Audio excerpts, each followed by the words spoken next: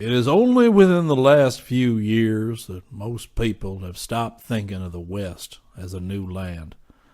I suppose the idea gained ground because our own special civilization happens to be new there. But nowadays, explorers are digging beneath the surface and bringing up whole chapters of life that rose and fell among these plains and mountains before recorded history began. We think nothing of a Pueblo village 2,500 years old, and it hardly jolts us when archaeologists put the subpedregal culture of Mexico back to 17,000 or 18,000 BC.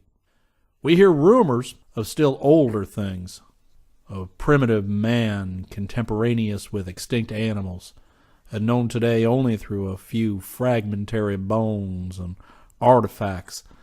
So the idea of newness is fading out pretty rapidly. Europeans usually catch the sense of immemorial ancientness and deep deposits from successive life streams better than we do. Only a couple of years ago, a British author spoke of Arizona as a moon-dim region, very lovely in its own way, and stark and old and ancient lonely land. Yet I believe I have a deeper sense of the stupefying, almost horrible ancientness of the West than any European. It all comes from an incident that happened in 1928, an incident which I'd greatly like to dismiss as three-quarters hallucination, but which has left such a frightfully firm impression on my memory I can't put it off very easily. It was in Oklahoma, where my work as an American Indian ethnologist constantly takes me, and where I had come upon some devilishly strange and disconcerting manners before. Make no mistake, Oklahoma's a lot more than a mere pioneers and promoters frontier. There are old tribes with old memories there, and when the times beat ceaselessly over brooding plains in the autumn, the spirits of men are brought dangerously close to primal whispered things. I am white and American enough myself, but anybody is welcome to know that the rights of Yig, father of snakes, can get a real shudder out of me any day. I have heard and seen too much to be sophisticated in such matters. And so it is with this incident in 1928. I'd like to laugh it off, but I can't. I'd gone into Oklahoma to track down and correlate one of the many ghost tales which were current among the white settlers, but which had strong Indian corroboration. And I felt sure an ultimate Indian source. They were very curious, these open-air ghost tales, and though they sounded flat and prosaic in the mouths of the white people, they had earmarks of linkage with some of the richest and obscurest phases of native mythology. All of them were woven around the vast, lonely, artificial-looking mounds in the western part of the state, and all of them involved apparitions of exceedingly strange aspect and equipment.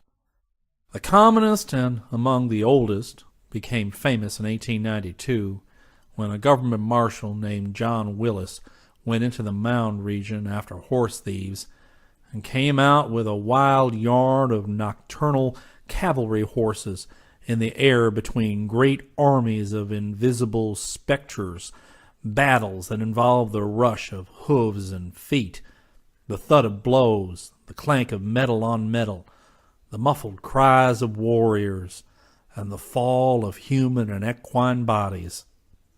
These things happened by moonlight, and frightened his horses as well as himself. The sounds persisted an hour at a time, vivid but subdued, as if brought from a distance by a wind, and unaccompanied by any glimpse of the armies themselves. Later on, Willis learned that the seat of the sounds was a notoriously haunted spot, shunned by settlers and Indians alike. Many had seen, or half seen, the warring horsemen in the sky, and had furnished dim, ambiguous descriptions. The settlers described the ghostly fighters as Indians, though of no familiar tribe, and having the most singular costumes and weapons. They even went so far as to say that they could not be sure the horses were really horses. The Indians, on the other hand, did not seem to claim the specters as kinfolk. They referred to them as those people, the old people, or they who dwell below, and appeared to hold them in too great a frightened veneration to talk much about them. No ethnologist has been able to pin any tale-teller down to a specific description of the beings, and apparently nobody had ever had a very clear look at them. The Indians had one or two old proverbs about these phenomena, saying, "Men very old make very big spirit. Not so old, not so big. Older than all time, than spirit, he's so big he near flesh. Those old people and spirits, they mix up, get all the same." Now all of this, of course, is old stuff to an ethnologist, of a piece with the persistent legends of rich hidden cities and buried races which abound among the Pueblo and Plains Indians, and which lured Coronado centuries ago on his vain search for the fabled Quivira.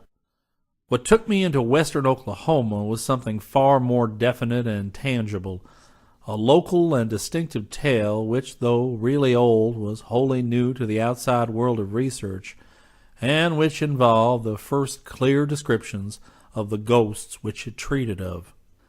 There was an added thrill in the fact that it came from the remote town of Bingor in Cato County, a place I had long known as the scene of a very terrible and partly inexplicable occurrence connected with the snake god myth. The tale outwardly was an extremely naive and simple one, and centered in a huge lone mound or small hill that rose above the plain about a third of a mile west of the village. A mound which some thought a product of nature, but which others believed to be a burial place or ceremonial dais constructed by prehistoric tribes. This mound, the villagers said, was constantly haunted by two Indian figures which appeared in alternation. An old man who paced back and forth along the top from dawn till dusk, regardless of the weather, and with only brief intervals of disappearance. And a squaw who took his place at night with a blue-flamed torch that glimmered quite continuously till morning. When the moon was bright, the squaw's peculiar figure could be seen fairly plainly, and over half the villagers agreed that the apparition was headless. The local opinion was divided as to the motives and relative ghostliness of the two visions. Some held that the man was not a ghost at all, but a living Indian who had killed and beheaded a squaw for gold and buried her somewhere in the mound. According to these theorists, he was pacing the eminence through sheer remorse, bound by the spirit of his victim, which took visible shape after dark. But other theorists, more uniform in their spectral beliefs, held that both man and woman were ghosts, the man having killed the squaw and himself at some now distant period. These and minor variant versions seem to have been current ever since the settlement of the Wichita country in 1889, and were, I was told, sustained by an astonishing degree of still existing phenomenon which anyone might observe for himself. Not many ghost tales offer such free and open proof, and I was very eager to see what bizarre wonders might be lurking in this small, obscure village, so far from the beaten path of crowds and from the ruthless searchlight of scientific knowledge. So in the late summer of 1928, I took a train for Bingor and brooded on strange mysteries as the cars rattled timidly along their single track through a lonelier and lonelier landscape. Bingor is a modest cluster of frame houses and stores in the midst of a flat, windy region full of clouds of red dust. There are about 500 inhabitants besides the Indians on a neighboring reservation, the principal occupation seeming to be agriculture. The soil is decently fertile, and the oil boom has not reached this part of the state. My train drew in at twilight, and I felt rather lost and uneasy, cut off from wholesome and everyday things, as it puffed away to the southward without me.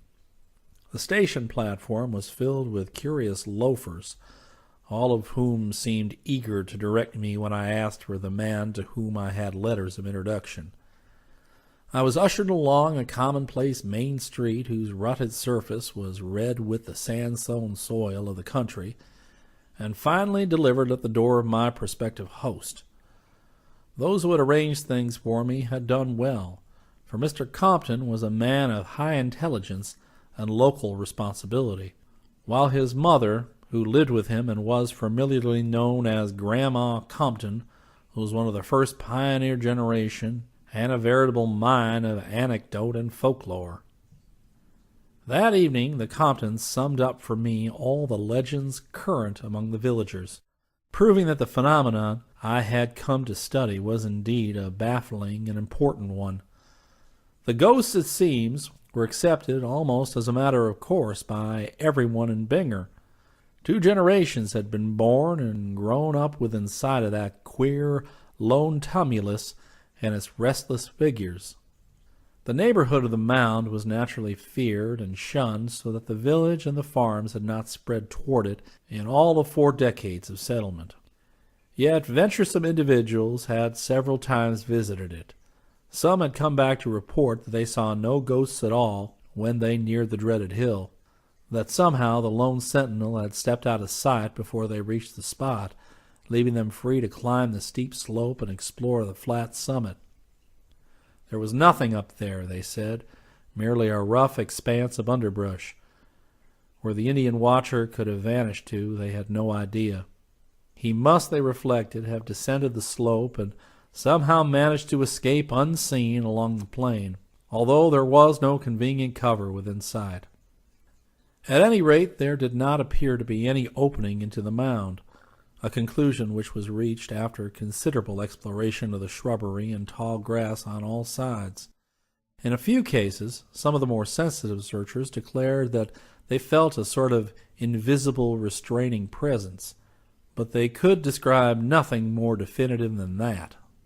It was simply as if the air thickened against them in the direction they wished to move. It is needless to mention that all these daring surveys were conducted by day.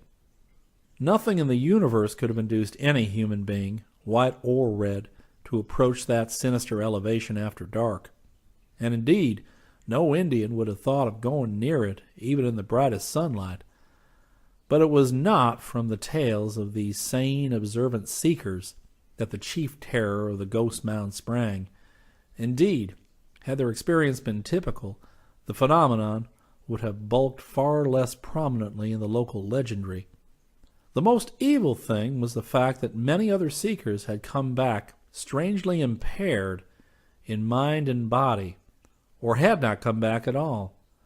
The first of these cases had occurred in 1891, when a young man named Heaton had gone with a shovel to see what hidden secrets he could unearth. He had heard curious tales from the Indians and had laughed at the barren report of another youth who had been out to the mound and had found nothing. Heaton had watched the mound with a spyglass from the village while the other youth made his trip, and as the explorer neared the spot, he saw the sentinel Indian walk deliberately down into the tumulus, as if a trap door and staircase existed on the top. The other youth had not noticed how the Indian disappeared, but had merely found him gone upon arriving at the mound. When Heaton made his own trip, he resolved to get to the bottom of the mystery, and watchers from the village saw him hacking diligently at the shrubbery atop the mound.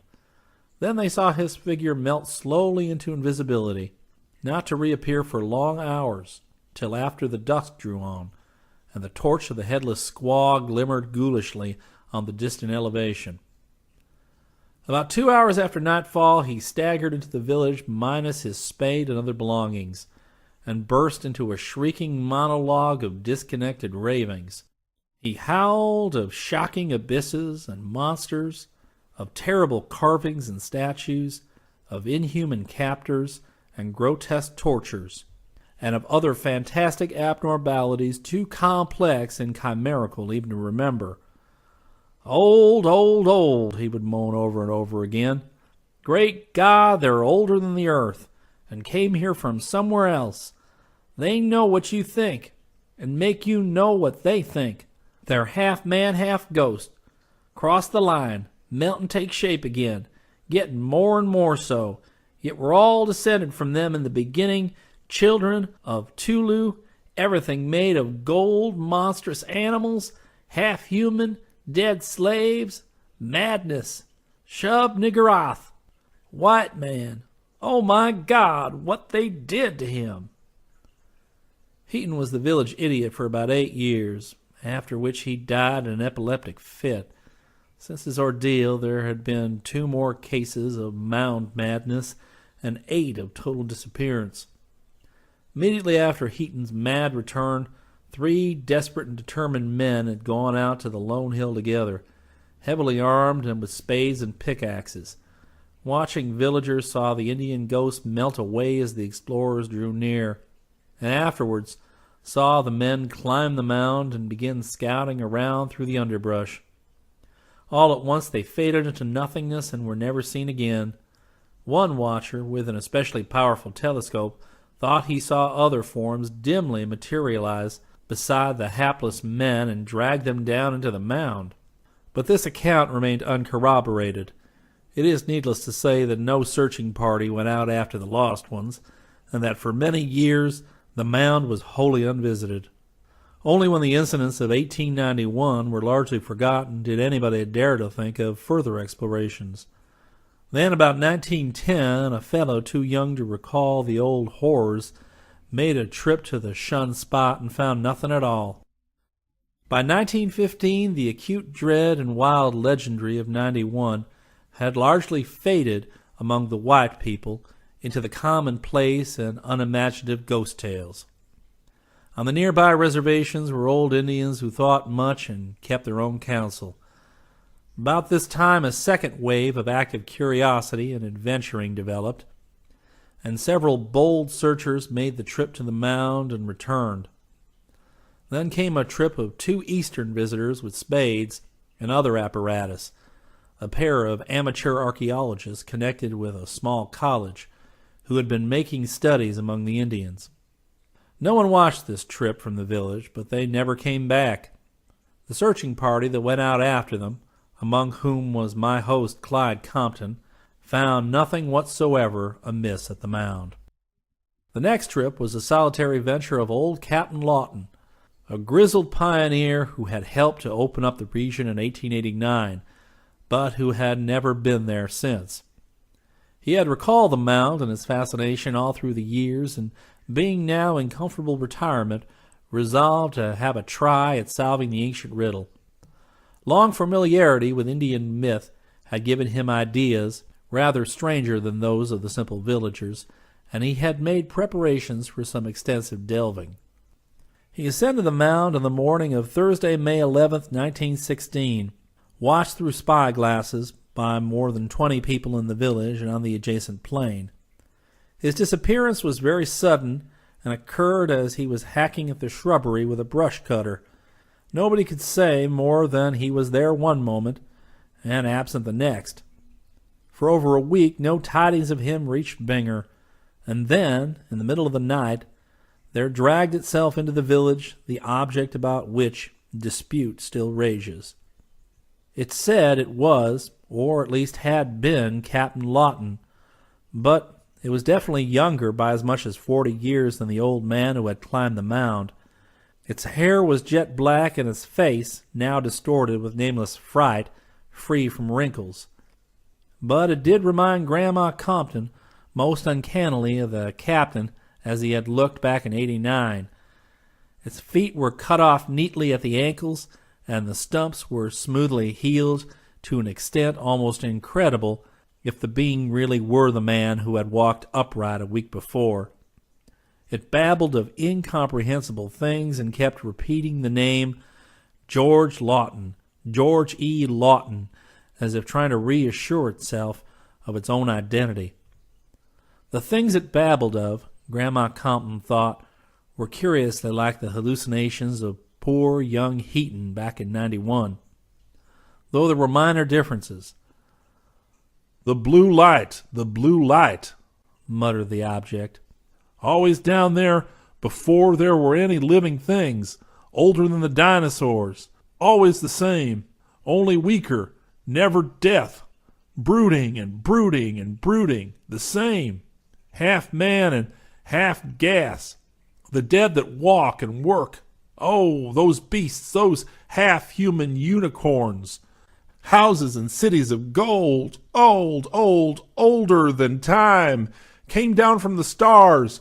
Great Tolu, Azathoth, Nyarlathotep, waiting. The object died before dawn. Of course, there was an investigation, and the Indians at the reservation were grilled unmercifully, but they knew nothing and had nothing to say. At least none of them had anything to say except old Gray Eagle, a Wichita chieftain, whose more than a century of age put him above common fears. He alone deigned to grunt some advice. "You let 'em alone, white man. No good, those people. All under here, all under there, them old ones. Yig, the big father of snakes, be here. Yig is Yig. Tirawa, big father of men, he there. Tirawa is Tirawa. No die, no get old. Just same like air, just live and wait. One time they come out here, live and fight. Build dirt teepee. Bring up gold. They got plenty. Go off and make new lodges. Me, them, you, them. Then big waters come. All change. Nobody come out. Let nobody get in. Get in, no get out. You let them alone. You have no bad medicine. Red man no. He no get catch. White man meddle. He no come back. Keep way, little hills. No good. Gray Eagle say this." If Joe Norton and Rance Wheelock had taken the old chief's advice, they would probably be here today, but they didn't. They were great readers and materialists and feared nothing in heaven or earth. They thought that some Indian friends had a secret headquarters inside the Mound. They had been to the Mound before, and now they went again to avenge old Captain Lawton, boasting that they'd do it if they had to tear the Mound down altogether. Clyde Compton watched them with a pair of prism binoculars and saw them round the base of the sinister hill. Evidently they meant to survey their territory very gradually and minutely. Minutes passed, and they did not reappear, nor were they ever seen again. Once more the Mound was a thing of panic fright, and only the excitement of the Great War served to restore it to the farther background of Binger folklore. It was unvisited from 1916 to 1919, and would remain so but for the daredeviltry of some of the youths back from the service in France. From 1919 to 1920, however, there was a veritable epidemic of Mound visiting among the prematurely hardened young veterans, an epidemic that waxed as one youth after another returned unhurt and contemptuous. By 1920, so short is the human memory, the Mound was almost a joke at that point, and the tame story of the murdered squaw began to displace darker whispers on everybody's tongues. Then two reckless young brothers, the especially unimaginative and hard-boiled Clay boys, decided to go and dig up the buried squaw and the gold for which the old Indian had murdered her. They went out on a September afternoon, about the time the Indian tom-toms began their incessant annual beating over the flat, red, dusty plains. Nobody watched them, and their parents did not become worried at their non-return for several hours. Then came an alarm and a search party, and another resignation to the mystery of silence and doubt. But one of them came back after all. It was Ed, the elder, and his straw-colored hair and beard had turned an albino white for 2 inches from the roots. On his forehead was a queer scar like a branded hieroglyph. 3 months after he and his brother Walker had vanished, he skulked into his house at night, wearing nothing but a queerly patterned blanket, which he thrust into the fire as soon as he had got into a suit of his own clothes. He told his parents that he and Walker had been captured by some strange Indians, not Wichitas or Catos, and held prisoners somewhere toward the west. Walker had died under torture, but he himself had managed to escape at a high cost.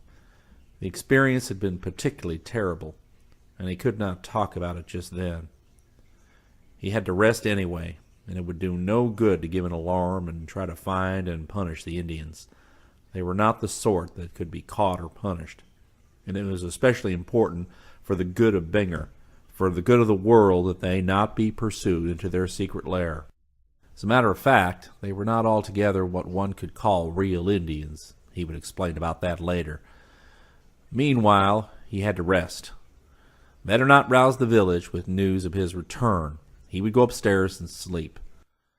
Before he climbed the rickety flight to his room, he took a pad and pencil from the living room table and an automatic pistol from his father's desk drawer.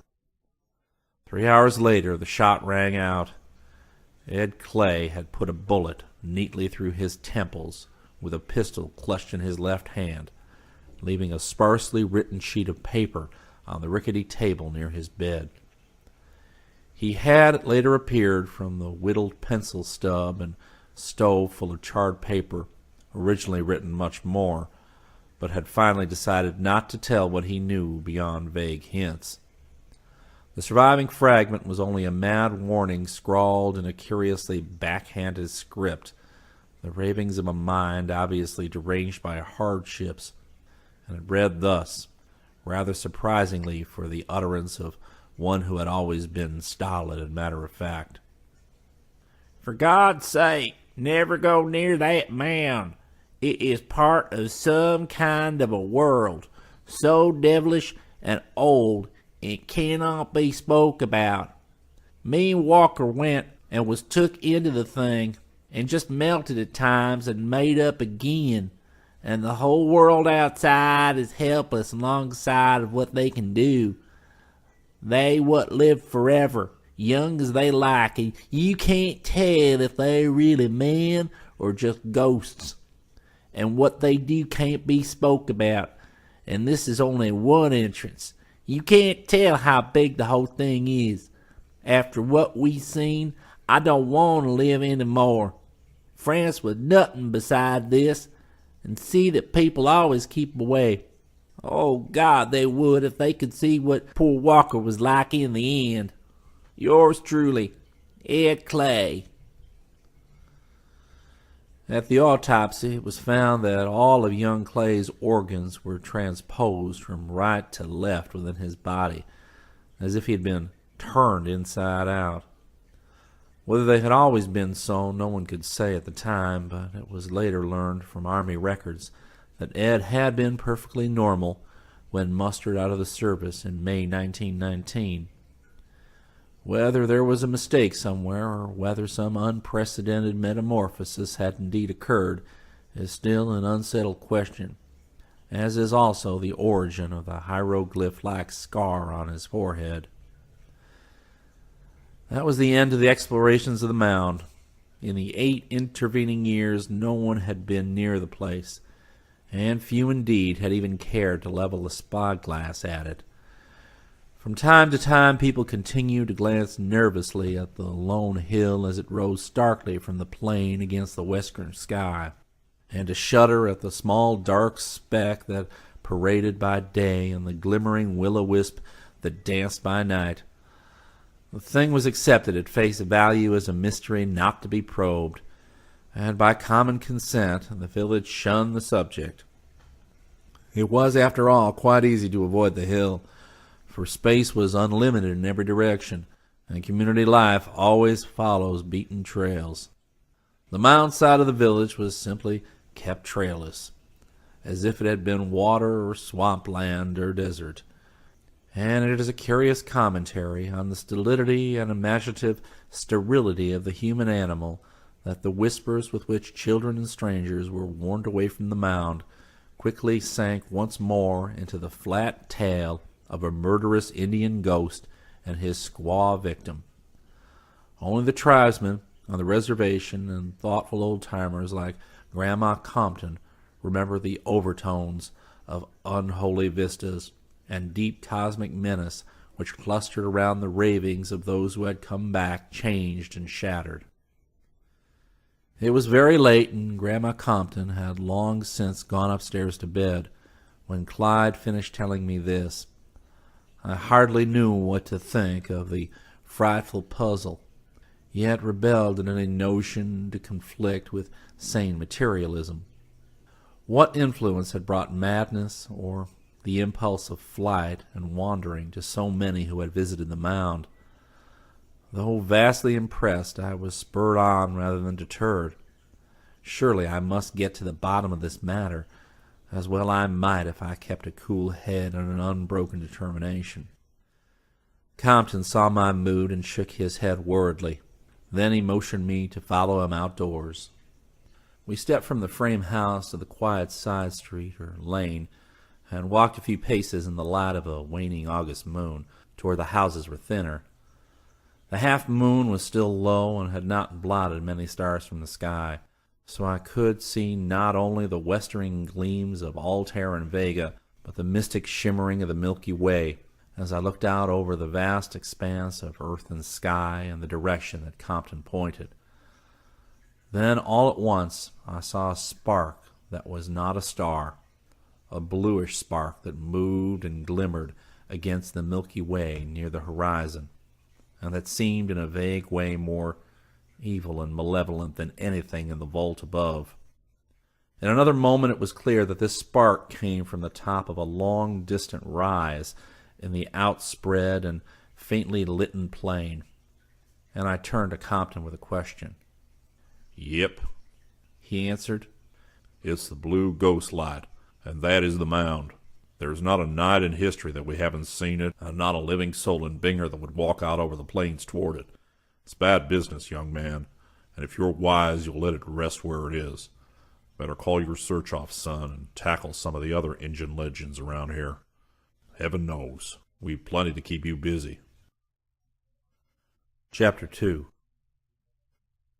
But I was in no mood for advice, and though Compton gave me a pleasant room, I could not sleep a wink through eagerness for the next morning with its chances to see the daytime ghost and to question the Indians at the reservation.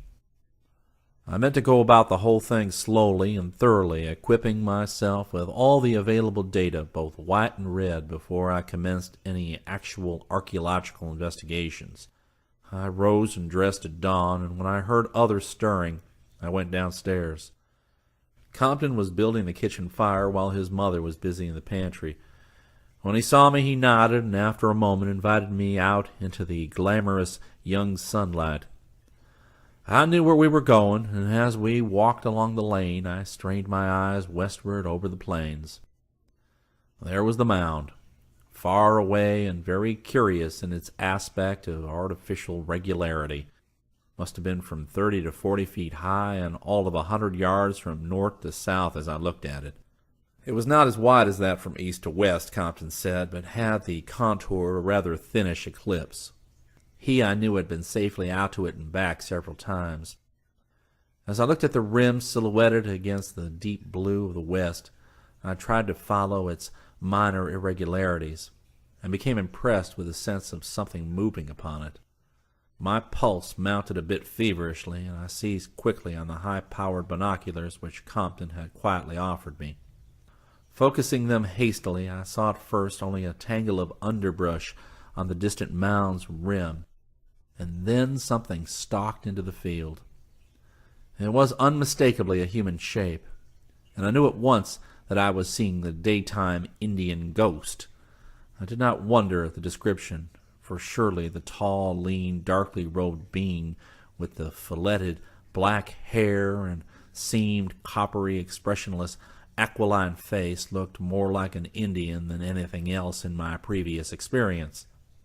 And yet my trained ethnologist's eye told me at once this was no redskin of any sort, hitherto known in history, but a creature of vast racial variation and of a wholly different culture stream. Modern Indians are brachycephalic, round-headed, and you can't find any dolichocephalic or long-headed skulls except in ancient Pueblo deposits dating back 2,500 years or more. Yet this man's long-headedness was so pronounced that I recognized it at once, even at this vast distance and in the uncertain field of the binoculars. I saw, too, that the pattern of his robe represented a decorative tradition utterly remote from anything we recognized in southwestern native art. There were shining metal trappings, likewise a short sword or kindred weapon at his side, all wrought in a fashion wholly alien to anything I had ever heard of. As he paced back and forth along the top of the mound, I followed him for several minutes with the glass, noting the kinesthetic quality of his stride and the poised way he carried his head, and there was borne in again upon me the strong, persistent conviction that this man, whoever or whatever he might be, was certainly not a savage. He was the product of a civilization, I felt instinctively, though of what civilization I could not guess. At length he disappeared beyond the farther edge of the mound, as if descending the opposite and unseen slope. And I lowered the glass with a curious mixture of puzzled feelings. Compton was looking quizzically at me, and I nodded noncommittally. "What do you make of that?" he ventured. "This is what we've seen here in Binger every day of our lives." That noon found me at the Indian reservation, talking with old Gray Eagle, who, through some miracle, was still alive, though he must have been close to 150 years old. He was a strange, impressive figure, this stern, fearless leader of his kind who had talked with outlaws and traitors in fringed buckskin and French officials in knee breeches and three-cornered hats. And I was glad to see that because of my air of deference toward him, he appeared to like me. His liking, however, took an unfortunate, obstructive form as soon as he learned what I wanted, for all he would do was to warn me against the search I was about to make. "You good boy. You no bother that hill. Bad medicine. Plenty devil under there. Catch 'em when you dig. No dig. No hurt. Go and dig. No come back. Just same with me boy. Just same when my father and he father boy. All time buck he walking day. Squaw with no head, she walking night. All time since white man with tin coats, they come from sunset and below big river. Long way back. 3-4 times more back than Gray Eagle. 2 times more back than Frenchman. All same after then. More back than that, nobody go near little hills nor deep valleys with stone caves. Still more back, those old ones no hide, come out, make villages, bring plenty gold. Me, them, you, them. Then big waters come, all change. Nobody come out, let nobody in. Get in, no get out. They no die, no get old like Gray Eagle with valleys in face and snow on head. Just same like air. Some man, some spirit. Bad medicine. Sometimes at night, spirit come out on half man, half horse with horn, and fight where men once fight. Keep away them place. No good. You good boy. Go away. Let them old ones alone. That was all I could get out of the ancient chief, and the rest of the Indians would say nothing at all. But if I was troubled, Gray Eagle was clearly more so, for he obviously felt a real regret at the thought of my invading the region he feared so abjectly. As I turned to leave the reservation, he stopped me for a final ceremonial farewell, and once more tried to get my promise to abandon my search.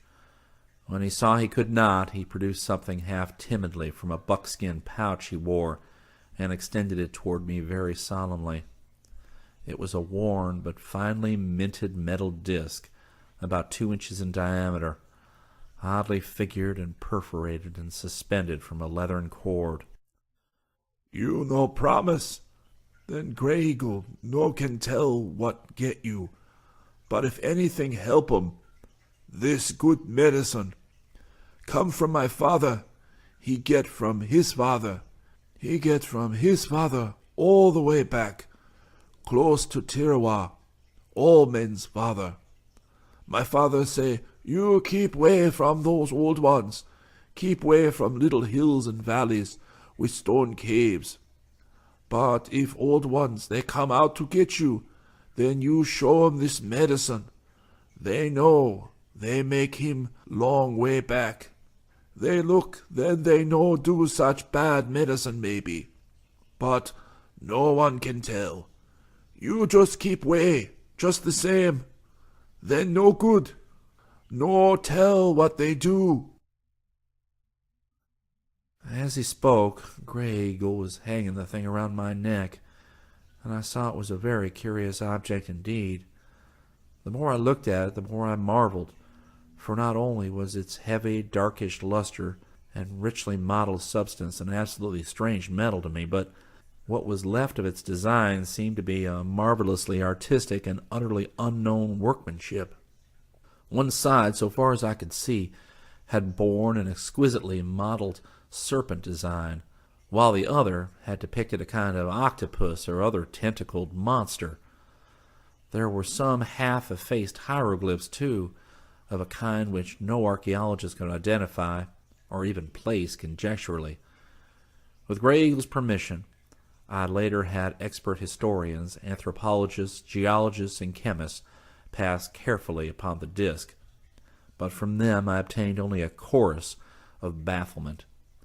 It defied either classification or analysis.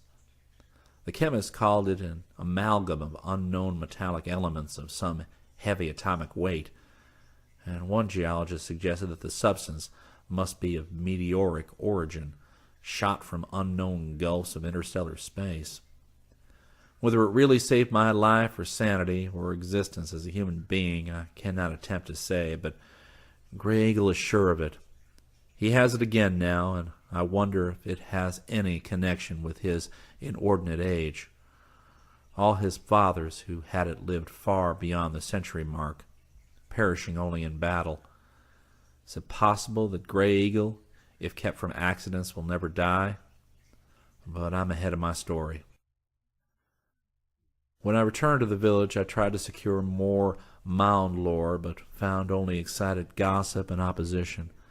It was really flattering to see how solicitous the people were about my safety, but I had to set their almost frantic remonstrances aside. I showed them Grey Eagle's charm, but none of them had ever heard of it before or seen anything even remotely like it. They agreed that it could not be an Indian relic, and imagined that the old chief's ancestors must have obtained it from some trader. When they saw that they could not deter me from my trip, the Binger citizens sadly did what they could to aid my outfitting. Having known before my arrival the sort of work to be done, I had most of my supplies already with me: machete and trench knife for shrub clearing and excavating, electric torches for any underground phase which might develop, rope, field glasses, tape measure, microscope, and incidentals for emergencies, as much, in fact, as might be comfortably stowed in a convenient handbag. To this equipment I added only the heavy revolver which the sheriff forced upon me, and the pick and shovel which I thought might expedite my work. I decided to carry these latter things slung over my shoulder with a stout cord, for I soon saw that I could not hope for any helpers or fellow explorers. The village would watch me, no doubt, with all its available telescopes and field glasses, but it would not send any citizens so much as a yard over the flat plain toward the lone hillock. My start was timed for early the next morning, and all the rest that day I was treated with the awed and uneasy respect which people give a man about to set out for certain doom. Volume 2. When morning came, a cloudy though not threatening morning, the whole village turned out to see me start across the dust-blown plain. Binoculars showed the lone man at his usual pacing on the mound, and I resolved to keep him in sight as steadily as possible during my approach. At the last moment, a vague sense of dread oppressed me, and I was just weak and whimsical enough to let Gray Eagle's talisman swing on my chest in full view of any beings or ghosts who might be inclined to heed it. Bidding au revoir to Compton and his mother, I started off at a brisk stride, despite the bag in my left hand and the clanking pick and shovel strapped to my back, holding my field glass in my right hand and taking a glance at the silent pacer from time to time. As I neared the mound, I saw the man very clearly, and fancied I could trace an expression of infinite evil and decadence on his seamed, hairless features. I was startled, too, to see that his goldenly gleaming weapon case bore hieroglyphs very similar to those on the unknown talisman I wore. All the creature's costume and trappings bespoke exquisite workmanship and cultivation. Then, all too abruptly, I saw him start down the farther side of the mound and out of sight. When I reached the place, about 10 minutes after I set out, there was nobody there. There is no need to relate how I spent the early part of my search in surveying and circumnavigating the mound, taking measurements and stepping back to view the thing from different angles. It had impressed me tremendously as I approached it, and there seemed to be a kind of latent menace in its two irregular outlines. It was the only elevation of any sort on the wide level plain, and I could not doubt for a moment that it was an artificial tumulus. The steep side seemed wholly unbroken, and without marks of human tenancy or passage. There were no signs of a path toward the top, and, burdened as I was, I managed to scramble up only with considerable difficulty. When I reached the summit, I found a roughly level elliptical plateau about 300 by 50 feet in dimensions, uniformly covered with rank grass and dense underbrush, and utterly incompatible with the constant presence of a pacing sentinel. This condition gave me a real shock, for it showed beyond question that the old Indian, vivid though he seemed, could not be other than a collective hallucination. I looked about with considerable perplexity and alarm, glancing wistfully back at the village and the mass of black dots which I knew was the watching crowd. Training my glass upon them, I saw that they were studying me avidly with their glasses. So as to reassure them, I waved my cap in the air with a show of jauntiness which was far from what I was feeling. Then, settling to my work, I flung down pick, shovel, and bag, taking my machete from the ladder and commencing to clear away the underbrush. It was a weary task, and now and then I felt a curious shiver as if some perverse gust of wind arose to hamper my motion with a skill approaching deliberateness. At times it seemed as if a half-tangible force were pushing me back as I worked, almost as if the air thickened in front of me, or as if formless hands tugged at my wrists. My energy seemed used up without producing adequate results, yet for all that I did make some progress. By afternoon I had clearly perceived that toward the northern end of the mound there was a slight bowl-like depression in the root-tangled earth. While this might mean nothing, it would be a good place to begin when I reached the digging stage, and I made a mental note of it. At the same time I noticed another and very peculiar thing, namely that the Indian talisman swinging from my neck seemed to behave oddly at a point about 17 feet southeast of the suggested bowl. Its gyrations were altered whenever I happened to stoop toward that point, and it tugged downward, as if attracted by some magnetism in the soil. The more I noticed this, the more it struck me, till at length I decided to do a little preliminary digging there without further delay. As I turned up the soil with my trench knife, I could not help wondering at the relative thinness of the reddish regional layer. The country as a whole was all red sandstone earth, but here I found a strange black loam, less than a foot down. It was such soil as one finds in the strange deep valleys farther west and south, and must surely have been brought from a considerable distance in the prehistoric age when the mound was reared. Kneeling and digging, I felt the leathern cord around my neck tug harder and harder, as something in the soil seemed to draw the heavy metal talisman more and more. Then I felt my implements strike a hard surface, and wondered if a rock layer rested beneath. Prying about with the trench knife, I found that such was not the case. Instead, to my intense surprise and feverish interest, I brought up a mold-clogged, heavy object of cylindrical shape, about a foot long and 4 inches in diameter, to which my hanging talisman clove with glue-like tenacity. I cleared off the black loam. My wonder and tension increased at the bas-reliefs revealed by that process. The whole cylinder, ends and all, was covered with figures and hieroglyphs, and I saw with growing excitement that these things were the same unknown tradition as those on Grey Eagle's charm and on the yellow metal trappings of the ghost I had seen through my binoculars. Sitting down, I further cleaned the magnetic cylinder against the rough corduroy of my knickerbockers, and observed that it was made of the same heavy, lustrous metal as the charm. Hence, no doubt, the singular attraction. The carvings and chasings were very strange and very horrible. Nameless monsters and designs fraught with insidious evil, and all were of the very highest finish and craftsmanship. I could not at first make heads nor tails of the thing, and handled it aimlessly until I spied a cleavage near one end. Then I sought eagerly for some mode of opening, discovering at last that the end simply unscrewed. The cap yielded with difficulty, but at last it came off, liberating a curious aromatic odor. The sole contents was a bulky roll of yellowish paper-like substance, inscribed in greenish characters, and for a second I had the supreme thrill of fancying that I held a written key to unknown elder worlds and abysses beyond time. Almost immediately, however, the unrolling of one end showed that the manuscript was in Spanish, albeit the formal, pompous Spanish of a long-departed day. In the golden sunset light I looked at the heading and the opening paragraph, trying to decipher the wretched and ill-punctuated script of the vanished writer. What manner of relic was this? Upon what sort of discovery had I stumbled?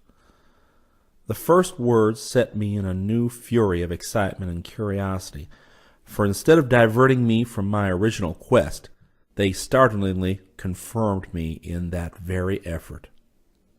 The yellow scroll with the green script began with a bold, identifying caption and a ceremoniously desperate appeal for belief in incredible revelations to follow. Relación de Panfilo de Zamacona y Núñez Hidalgo de Lorca en Asturias, tocante al mundo soterráneo de Quiñán, ADMDXLV. En el nombre de la Santísima Trinidad Padre, Hijo e Espíritu Santo, tres personas distintas e un solo, Dios verdadero, y de la Santísima Virgen Nuestra Señora. Yo, Panfilo de Zamacona, hijo de Pedro Guzmán e Zamacona Hidalgo, y de la doña Inés Alvarado y Núñez de Luarca en Asturias. Juro para que todo que deco está verdadero como sacramento. I paused to reflect on the portentous significance of what I was reading.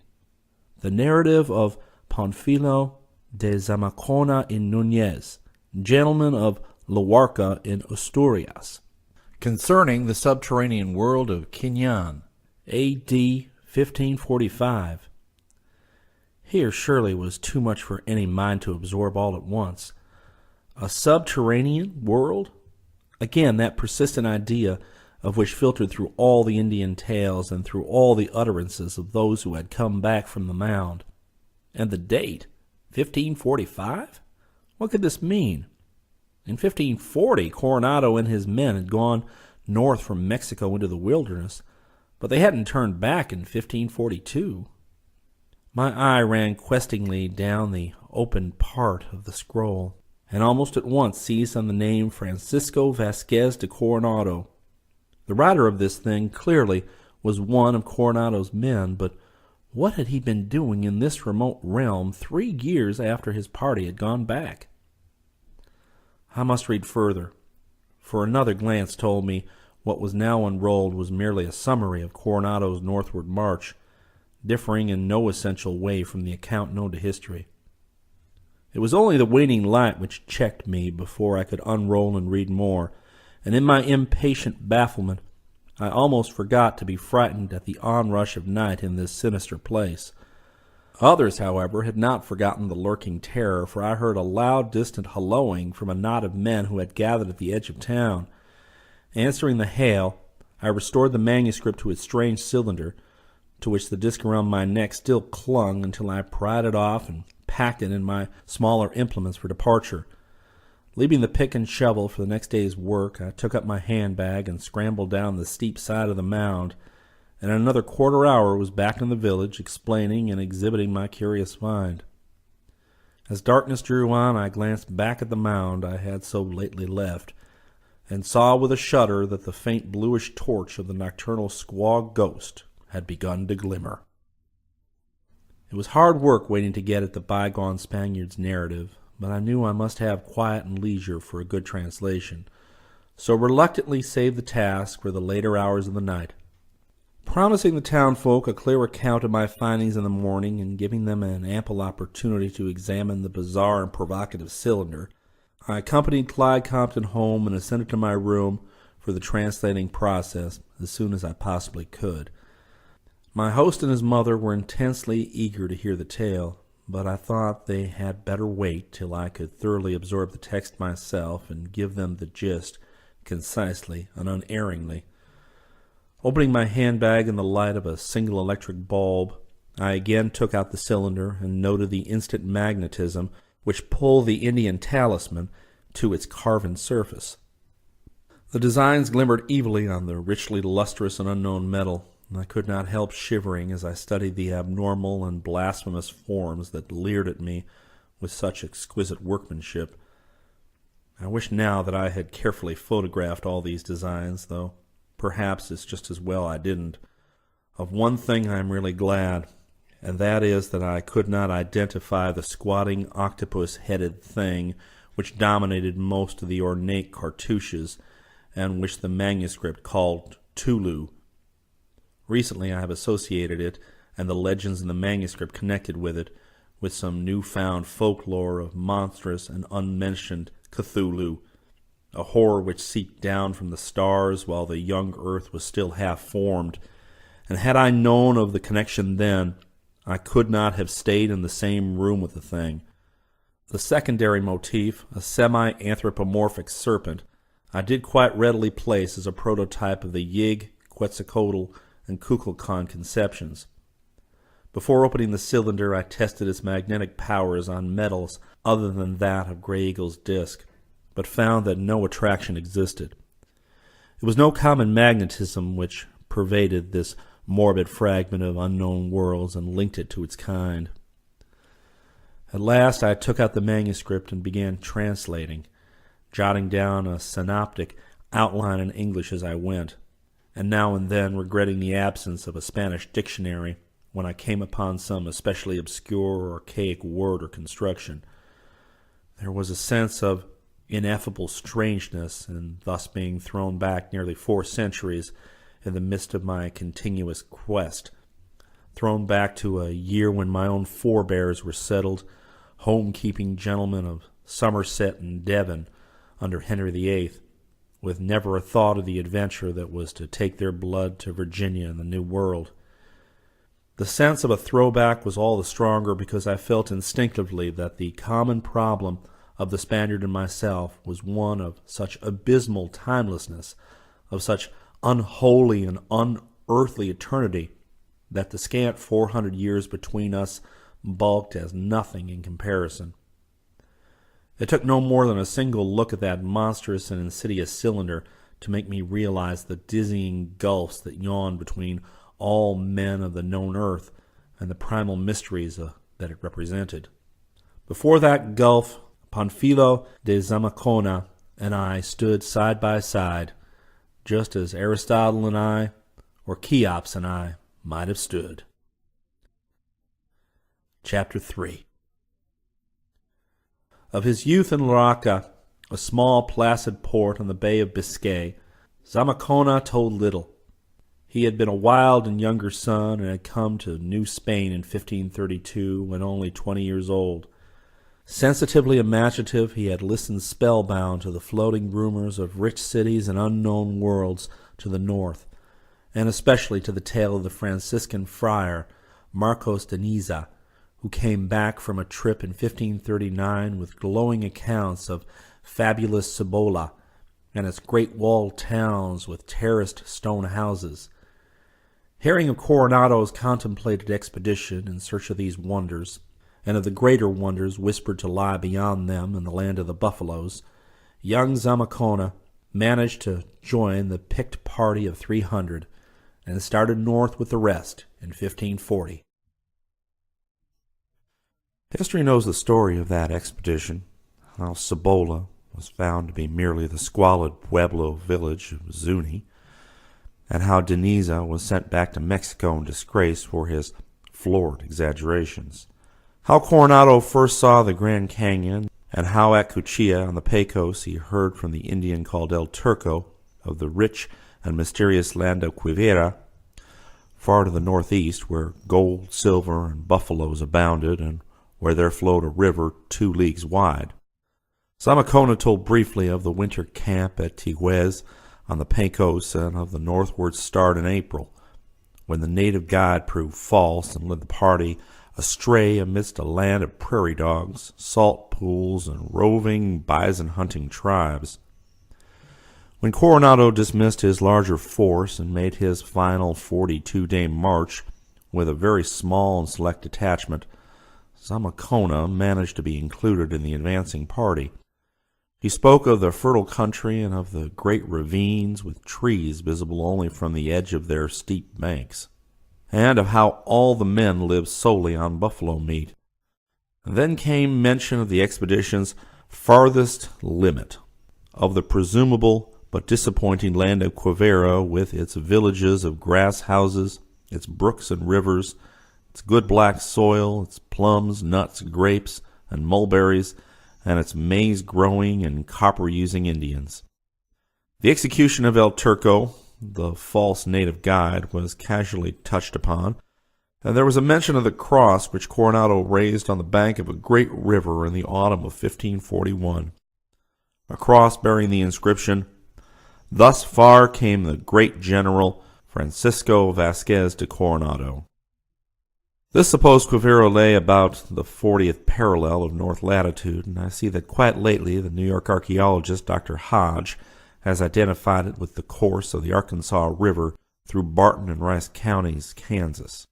It is the old home of the Wichitas, before the Sioux drove them south into what is now Oklahoma, and some of the grass house village sites have been found and excavated for artifacts. Coronado did considerable exploring hereabouts, led hither and thither by the persistent rumors of rich cities and hidden worlds which floated fearfully around on the Indians' tongues.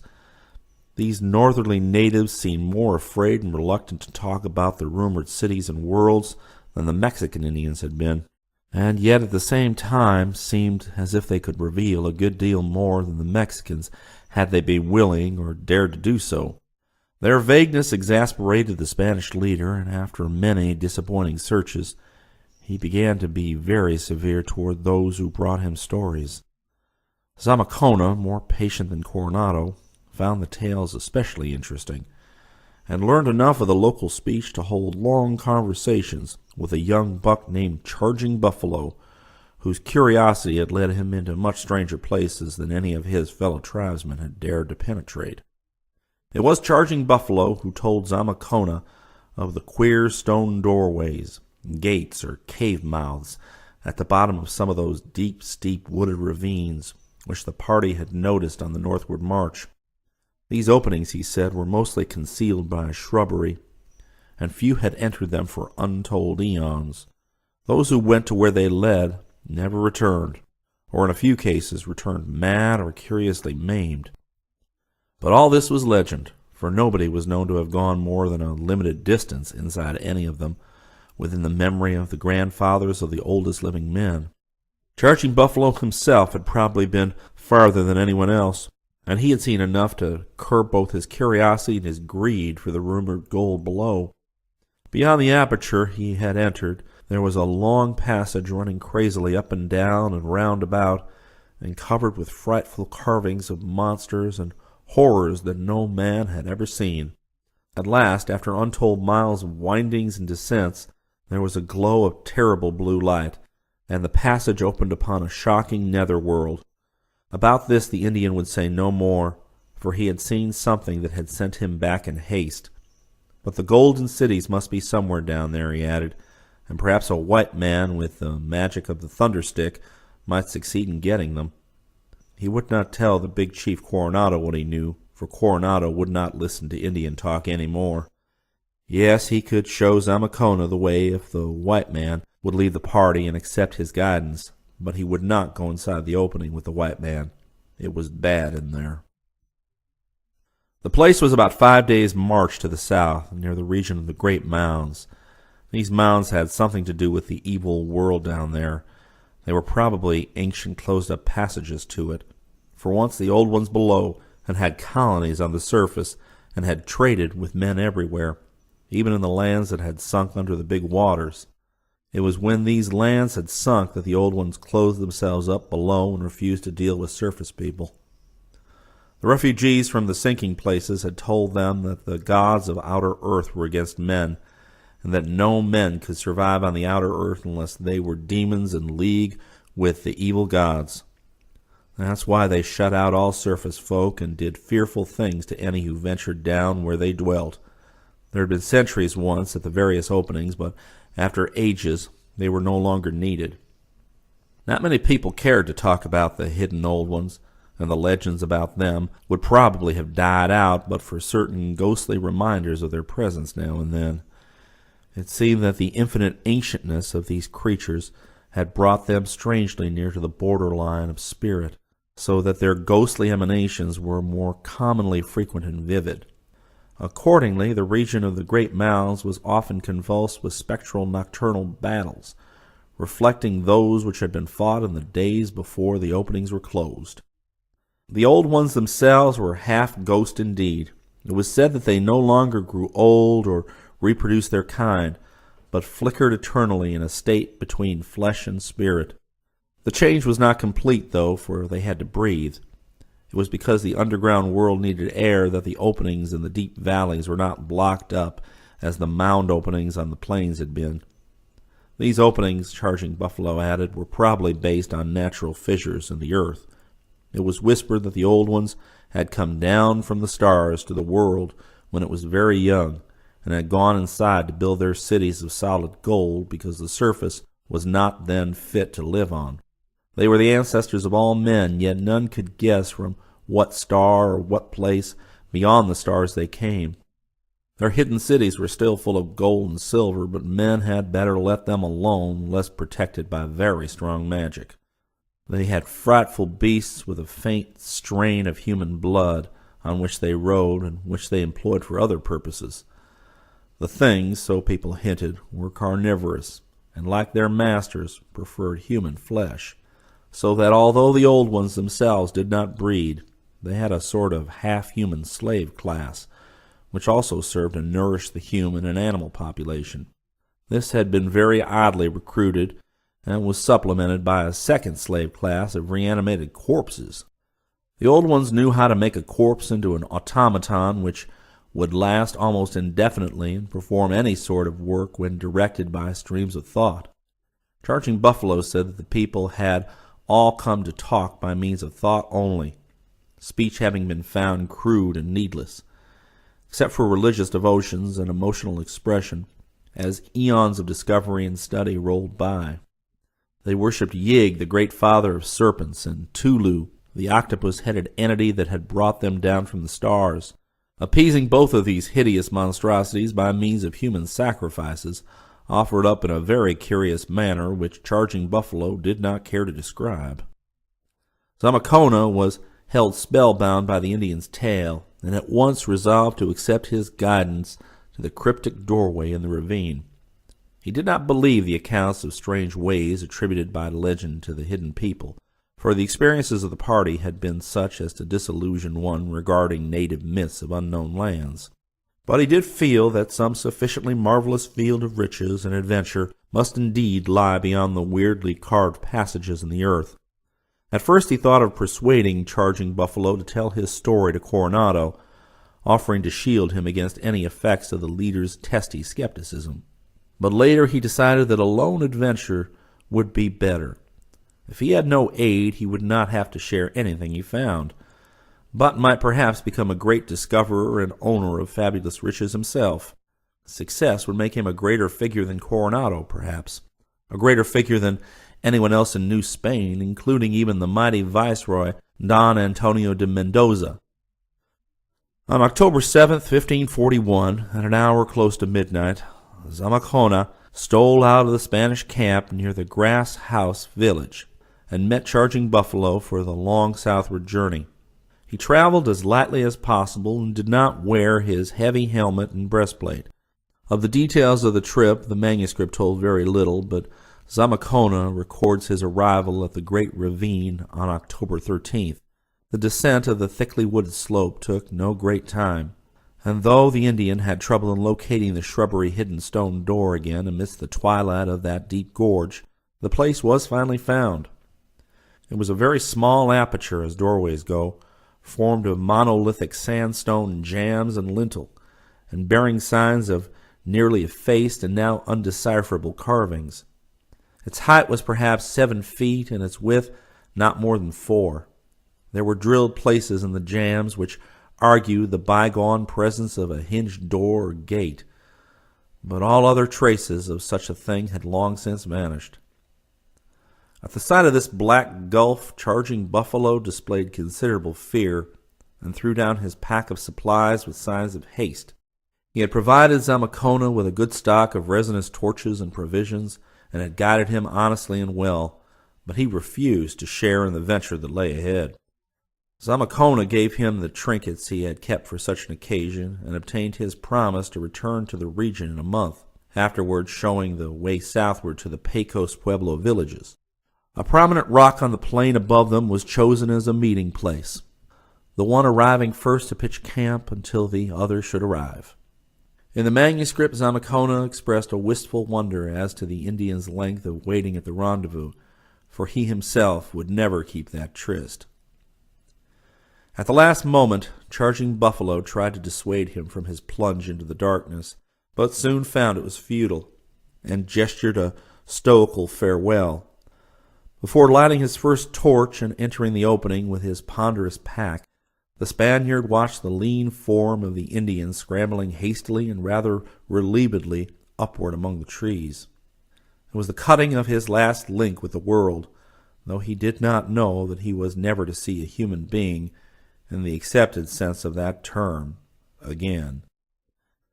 Zamacona felt no immediate premonition of evil upon entering that ominous doorway, though from the first he was surrounded by a bizarre and unwholesome atmosphere.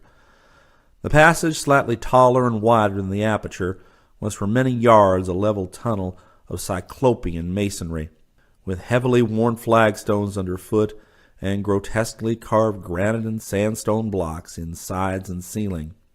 The carvings must have been loathsome and terrible indeed, to judge from Zamacona's description, according to which most of them revolved around the monstrous beings Yig and Tolu. They were unlike anything the adventurer had ever seen before, though he added that the native architecture of Mexico came closest to them of all the things in the outer world. After some distance, the tunnel began to dip abruptly, and irregular natural rock appeared on all sides. The passage seemed only partially artificial, and decorations were limited to occasional cartouches with shocking bas-reliefs. Following an enormous descent, whose steepness at times produced an acute danger of slipping and tobogganing, the passage became exceedingly uncertain in its direction and variable in its contour. At times it narrowed almost to a slit or grew so low that stooping and even crawling were necessary, while at other times it broadened out into sizable caves or chains of caves. Very little human construction, it was plain, had gone into this part of the tunnel, though occasionally a sinister cartouche or hieroglyph on a wall or a blocked-up lateral passageway would remind Zamacona that this was in truth the eon-forgotten high road to a primal and unbelievable world of living things. For 3 days, as best as he could reckon, Panfilo de Zamacona scrambled down, up, along, and around, but always predominantly downward through this dark region of Pelagian night.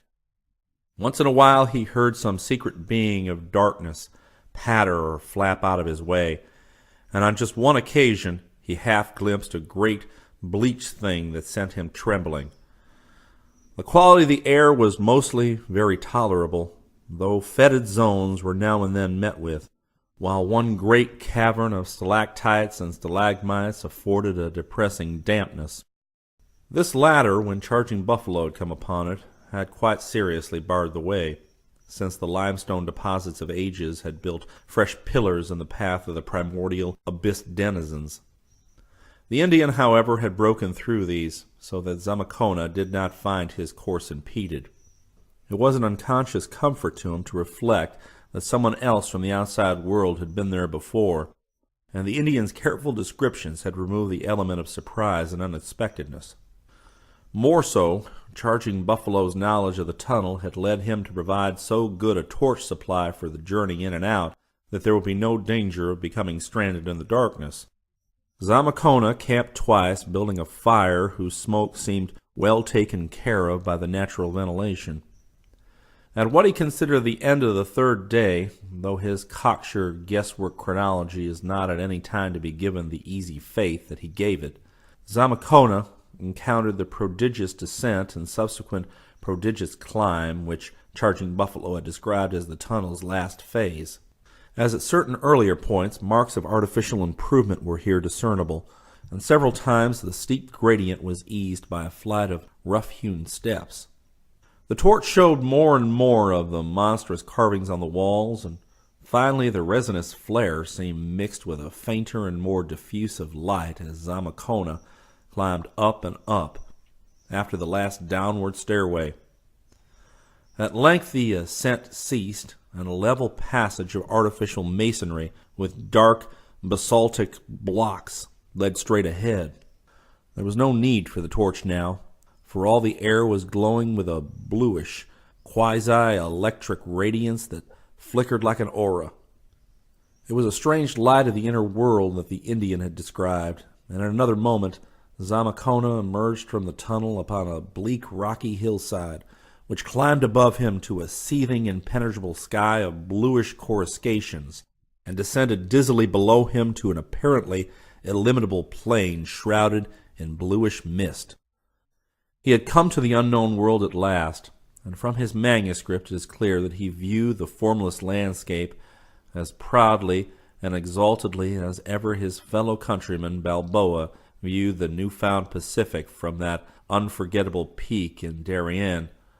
Charging Buffalo had turned back at this point, and driven by fear of something which he would only describe vaguely and evasively as a herd of bad cattle, neither horse nor buffalo, but like the things the Mound spirits rode at night.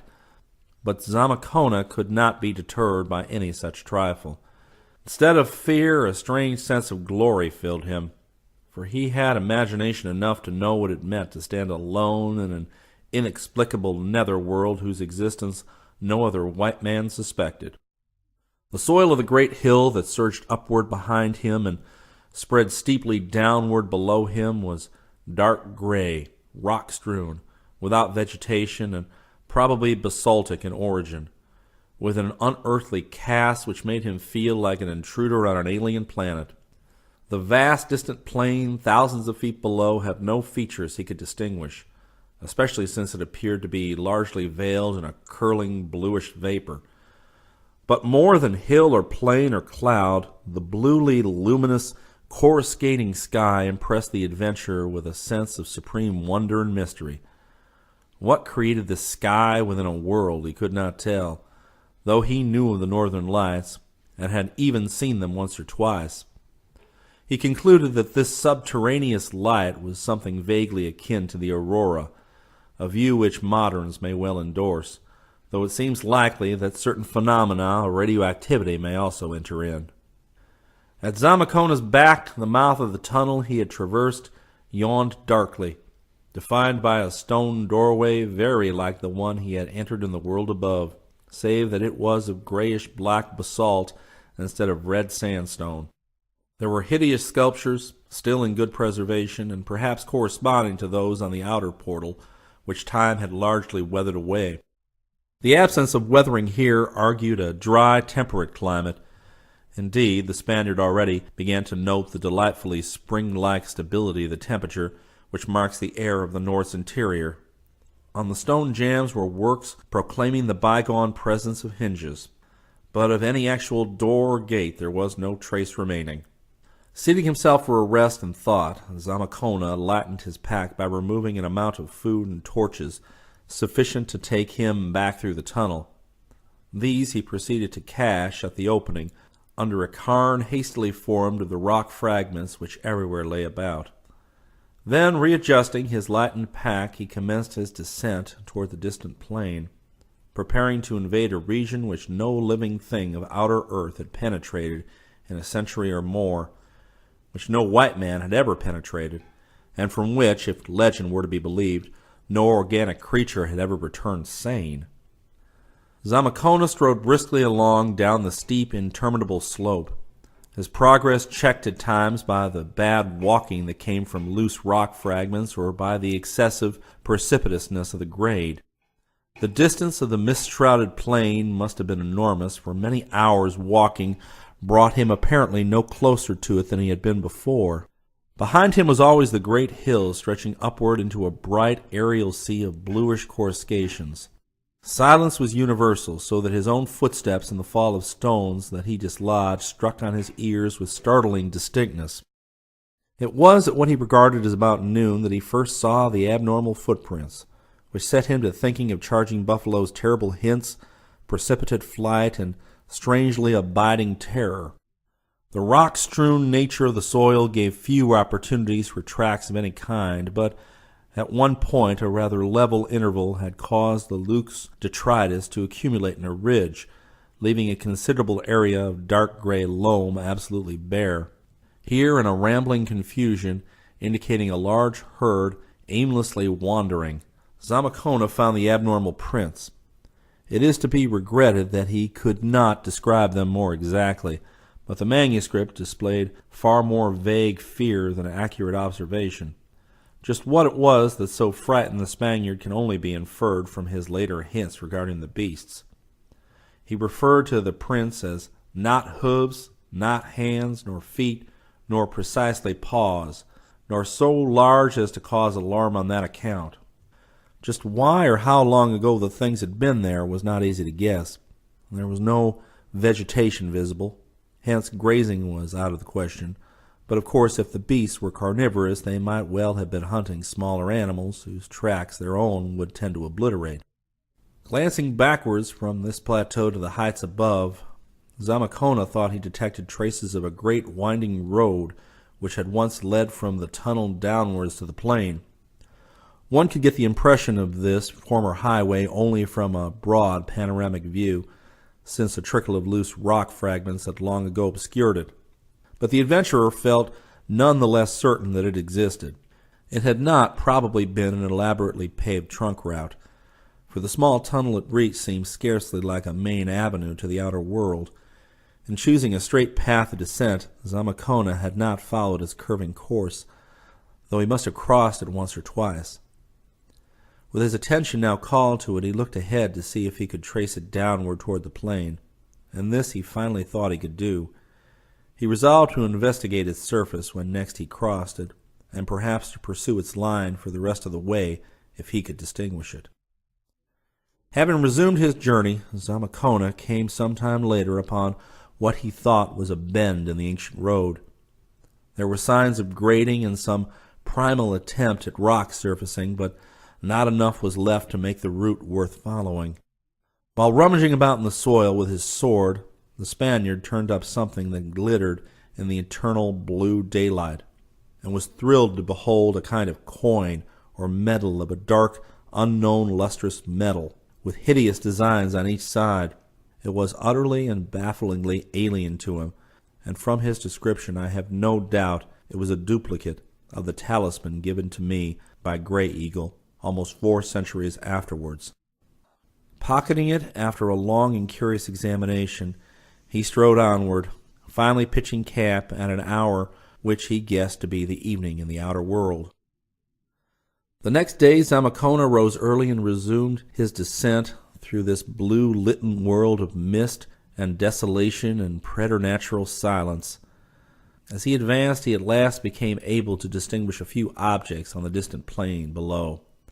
Trees, bushes, rocks, and a small river that came into view from the right and curved forward at a point to the left of his contemplated course.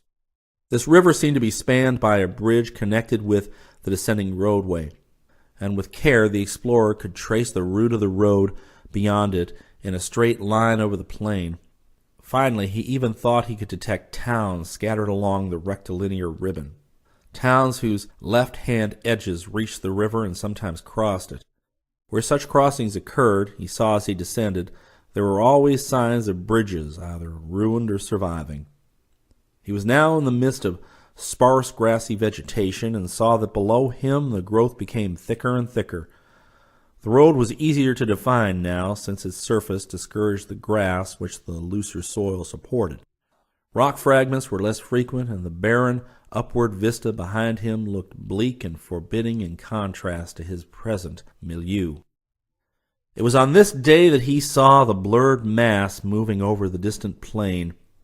Since his first sight of the sinister footprints, he had met with no more of these, but something about that slowly and deliberately moving mass peculiarly sickened him. Nothing but a herd of grazing animals could move just like that, and after seeing the footprints, he did not wish to meet the things which had made them. Still, the moving mass was not near the road, and his curiosity and greed for fabled gold were great.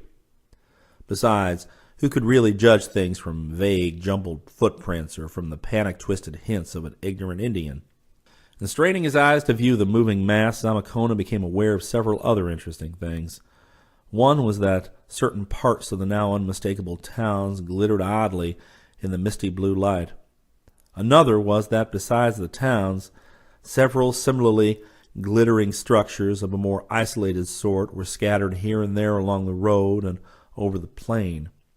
They seemed to be embowered in clumps of vegetation, and those off the road had small avenues leading to the highway. No smoke or other signs of life could be discerned about any of the towns or buildings.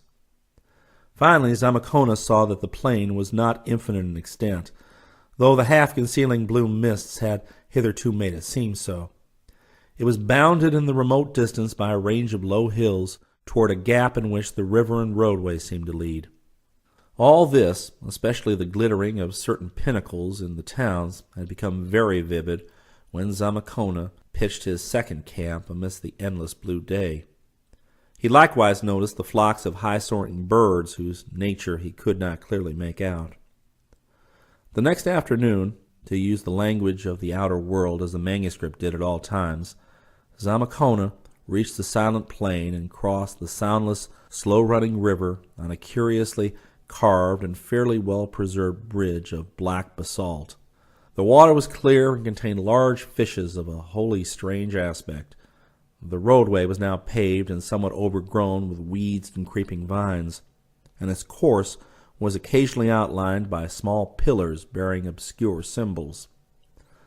On every side the grassy level extended, with here and there a clump of trees or shrubbery, and with unidentifiable bluish flowers growing irregularly over the whole area. Now and then some spasmodic motion of the grass indicated the presence of serpents. In the course of several hours, the traveler reached a grove of old and alien-looking evergreen trees, which he knew from distant viewing protected one of the glittering roofed, isolated structures.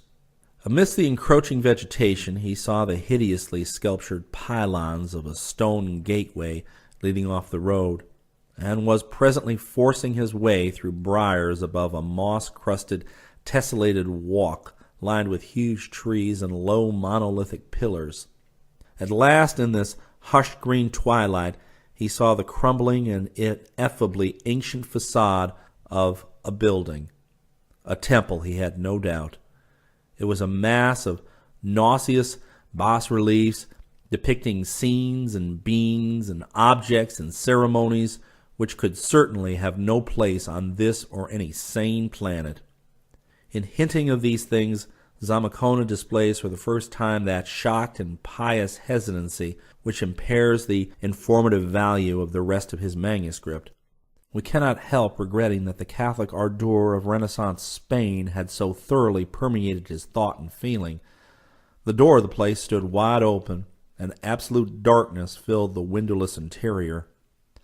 Conquering the repulsion which the mural sculptures had excited, Zamacona took out flint and steel, and lit a resinous torch, pushed aside curtaining vines, and sallied boldly across the ominous threshold. For a moment he was quite stupefied by what he saw. It was not the all-covering dust and cobwebs of immemorial eons, the fluttering winged things, the shriekingly loathsome sculptures on the walls, the bizarre form of the many basins and braziers, the sinister pyramidal altar with the hollow top, or the monstrous octopus-headed abnormality in some strange dark metal leering and squatting broodingly on its hieroglyph pedestal, which robbed him of even the power to give a startled cry. It was nothing so unearthly as this, but merely the fact that, with the exception of the dust, the cobwebs, the winged things, and the gigantic emerald-eyed idol, every particle of substance in sight was composed of pure and evidently solid gold.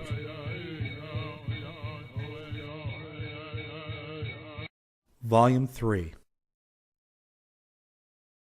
Even the manuscript, written in retrospect after Zamacona knew that gold was the most common structural metal of that netherworld and contained limitless lodes and veins of it, reflects the frenzied excitement which the traveler felt upon suddenly finding the real source of all the Indian legends of golden cities.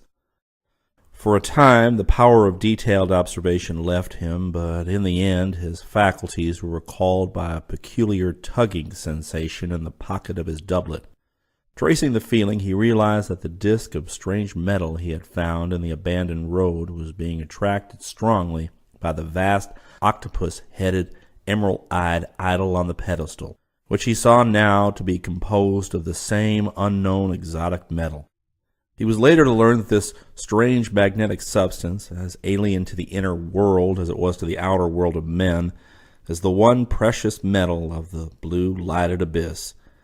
None knows what it is or where it occurs in nature, and the amount of it on this planet came down from the stars with the people when great Tolu, the octopus-headed god, brought them for the first time to this earth. Certainly, its only known source was a stock of pre-existing artifacts, including multitudes of cyclopean idols. It could never be placed or analyzed, and even its magnetism was exerted only on its own kind. It was the supreme ceremonial metal of the hidden people, and its use being regulated by custom in such a way that its magnetic properties might cause no inconvenience. A very weakly magnetic alloy of it, with such base metals as iron, gold, silver, copper, or zinc, had formed the sole monetary standard of the hidden people at one period of their history. Zamacona's reflections on the strange idol and its magnetism were disturbed by a tremendous wave of fear. For the first time in this silent world he heard a rumble of very definite and approaching sound. There was no mistaking its nature. It was a thunderously charging herd of large animals, and remembering the Indians' panic, the footprints, and the moving mass distantly seen, The Spaniard shuddered in terrified anticipation. He did not analyze his position or the significance of this onrush of great lumbering beings, but merely responded to an elemental urge toward self-protection. Charging herds do not stop to find victims in obscure places, and on the outer earth Zamacona would have felt little or no alarm in such a massive, grove-girt edifice. Some instinct, however, now bred a deep and peculiar terror in his soul, and he looked about frantically for any means of safety. There being no available refuge in the great gold-patined interior, he felt that he must close the long-disused door, which still hung on its ancient hinges, doubled back against the inner wall. Soil, vines, and moss had entered the opening from outside, so that he had to dig a path for the great gold portal with his sword. But he managed to perform this work very swiftly, under the frightful stimulus of the approaching noise. The hoofbeats had grown louder and more menacing by the time he began tugging at the heavy door itself, and for a while his fears reached a frantic height, as hope of starting the age-clogged metal grew faint. Then, with a creak, the thing responded to his youthful strength, and a frenzied siege of pulling and pushing ensued. Amidst the roar of unseen stampeding feet, success came at last, and the ponderous golden door clanged shut, leaving Zamacona in darkness, but for the single lighted torch he had wedged between the pillars of a basin tripod. There was a latch, and the frightened man blessed his patron saint that it was still effective. Sound alone told the fugitive the sequel. When the roar grew very near, it resolved itself into separate footfalls, as if the evergreen grove had made it necessary for the herd to slacken speed and disperse. But feet continued to approach, and it became evident that the beasts were advancing among the trees and circling the hideously carven temple walls. In the curious deliberation of their tread, Zamacona found something very alarming and repulsive. Nor did he like the scuffling sounds which were audible even through the thick stone walls and heavy golden door. Once the door rattled ominously on its archaic hinges as if under a heavy impact, but fortunately it still held. Then, after a seemingly endless interval, he heard retreating steps and realized that his unknown visitors were leaving. Since the herds did not seem to be very numerous, it would have been perhaps safe to venture out within a half hour or less, but Zamacona took no chances. Opening his pack, he prepared his camp on the golden tiles of the temple's floor, with the great door still securely latched against all comers, drifting eventually into a sounder sleep than he could have known in the blue-litten spaces outside. He did not even mind the hellish, octopus-headed bulk of great Tolu, fashioned of unknown metal and leering with fishy sea-green eyes, which squatted in the blackness above him on his monstrously hieroglyphed pedestal. Surrounded by darkness for the first time since leaving the tunnel, Zamacona slept profoundly and long. He must have more than made up the sleep he had lost at his two previous camps, when the ceaseless glare of the sky had kept him awake despite his fatigue, for much distance was covered by other living feet while he lay in his healthily dreamless rest. It's well that he rested deeply, for there were many strange things to be encountered in his next period of consciousness. Chapter 4. What finally roused Zamacona was a thunderous rapping at the door. It beat through his dreams and dissolved all the lingering mists of drowsiness as soon as he knew what it was. There could be no mistake about it. It was a definite human and peremptory rapping, performed apparently with some metallic object, and with all the measured quality of conscious thought or will behind it. As the awakening man rose clumsily to his feet, a sharp vocal note was added to the summons. Somebody was calling him out, in a not unmusical voice, a formula which the manuscript tries to represent as Oxy Oxy Gathkan Yicha Relax. Feeling sure that his visitors were men and not demons, and arguing that they could have no reason for considering him an enemy, Zamacona decided to face them openly and at once, and accordingly fumbled with the ancient latch till the golden door creaked open from the pressure of those outside. As a great portal swung back, Zamakona stood facing a group of about 20 individuals of an aspect not calculated to give him alarm. They seemed to be Indians, though their tasteful robes and trappings and swords were not such as he had seen among any of the tribes of the outer world, while their faces had many subtle differences from that of the Indian type. That they did not mean to be irresponsibly hostile was very clear, for instead of menacing him in any way, they merely probed him attentively and significantly with their eyes, as if they expected their gaze to open up some sort of communication. The longer they gazed, the more he seemed to know about them and their mission, for although no one had spoken since the vocal summons before the opening of the door, he found himself slowly realizing that they had come from the great city beyond the low hills mounted on animals, and that they had been summoned by animals who had reported his presence. That they were not sure what kind of person he was or just where he had come from, but that they knew he must be associated with that dimly remembered outer world which they sometimes visited in curious dreams. How he read all this in the gaze of the 2 or 3 leaders he could not possibly explain, though he learned why a moment later.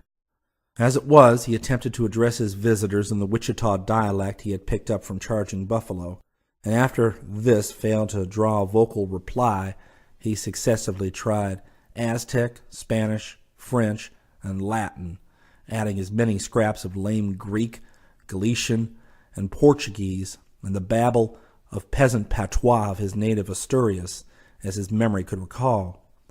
But not even this polyglot array, his entire linguistic stock, could bring a reply of any kind. When, however, he paused in perplexity, one of the visitors began speaking in an utterly strange and rather fascinating language, whose sounds the Spaniard had much difficulty in representing on paper. Upon his failure to understand this, the speaker pointed first to his own eyes and then to his forehead, and then to his eyes again, as if commanding the other to gaze at him in order to absorb what he wanted to transmit. Zamakona, obeying, found himself rapidly in possession of certain information. The people, he learned, conversed nowadays by means of unvocal radiations of thought, although they had formerly used a spoken language which still survived as the written tongue, and into which they still dropped orally for tradition's sake or when strong feeling demanded a spontaneous outlet. He could understand them merely by concentrating his attention upon their eyes, and could reply by summoning up a mental image of what he wished to say and throwing the substance of this into his glance.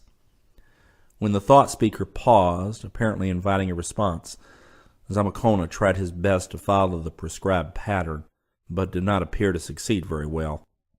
So he nodded and tried to describe himself and his journey by signs. He pointed upward as if to the outer world, then closed his eyes and made signs as of a mole burrowing. Then he opened his eyes again and pointed downward in order to indicate his descent to the great slope. Experimentally, he blended a spoken word or two with his gestures, for example, pointing successively to himself and to all of his visitors and saying, "Un hombre," and then pointing to himself alone and very carefully pronouncing his individual name, Panfilo de Zamakona. Before the strange conversation was over, a good deal of data had passed in both directions. Zamakona had begun to learn how to throw his thoughts, and had likewise picked up several words of the region's archaic spoken language. His visitors, moreover, had absorbed many beginnings of an elementary Spanish vocabulary. Their own old language was utterly unlike anything the Spaniard had ever heard, though there were times later on when he was to fancy an infinitely remote linkage with the Aztec, as if the latter represented some far stage of corruption or some very thin infiltration of loanwords. The underground world, Zamakona learned, bore an ancient name which he recorded in his manuscript as Xinaian. From the writer's diacritical marks and explanations, I concluded that the word could best be represented to Anglo-Saxon ears by the phonetic arrangement of Kinyan. It is not surprising that this preliminary discourse did not go beyond the merest essentials, but those essentials were highly important. Zamakona learned that the people of Kinyan were almost infinitely ancient, and that they had come from a distant part of space where physical conditions are much like those of Earth.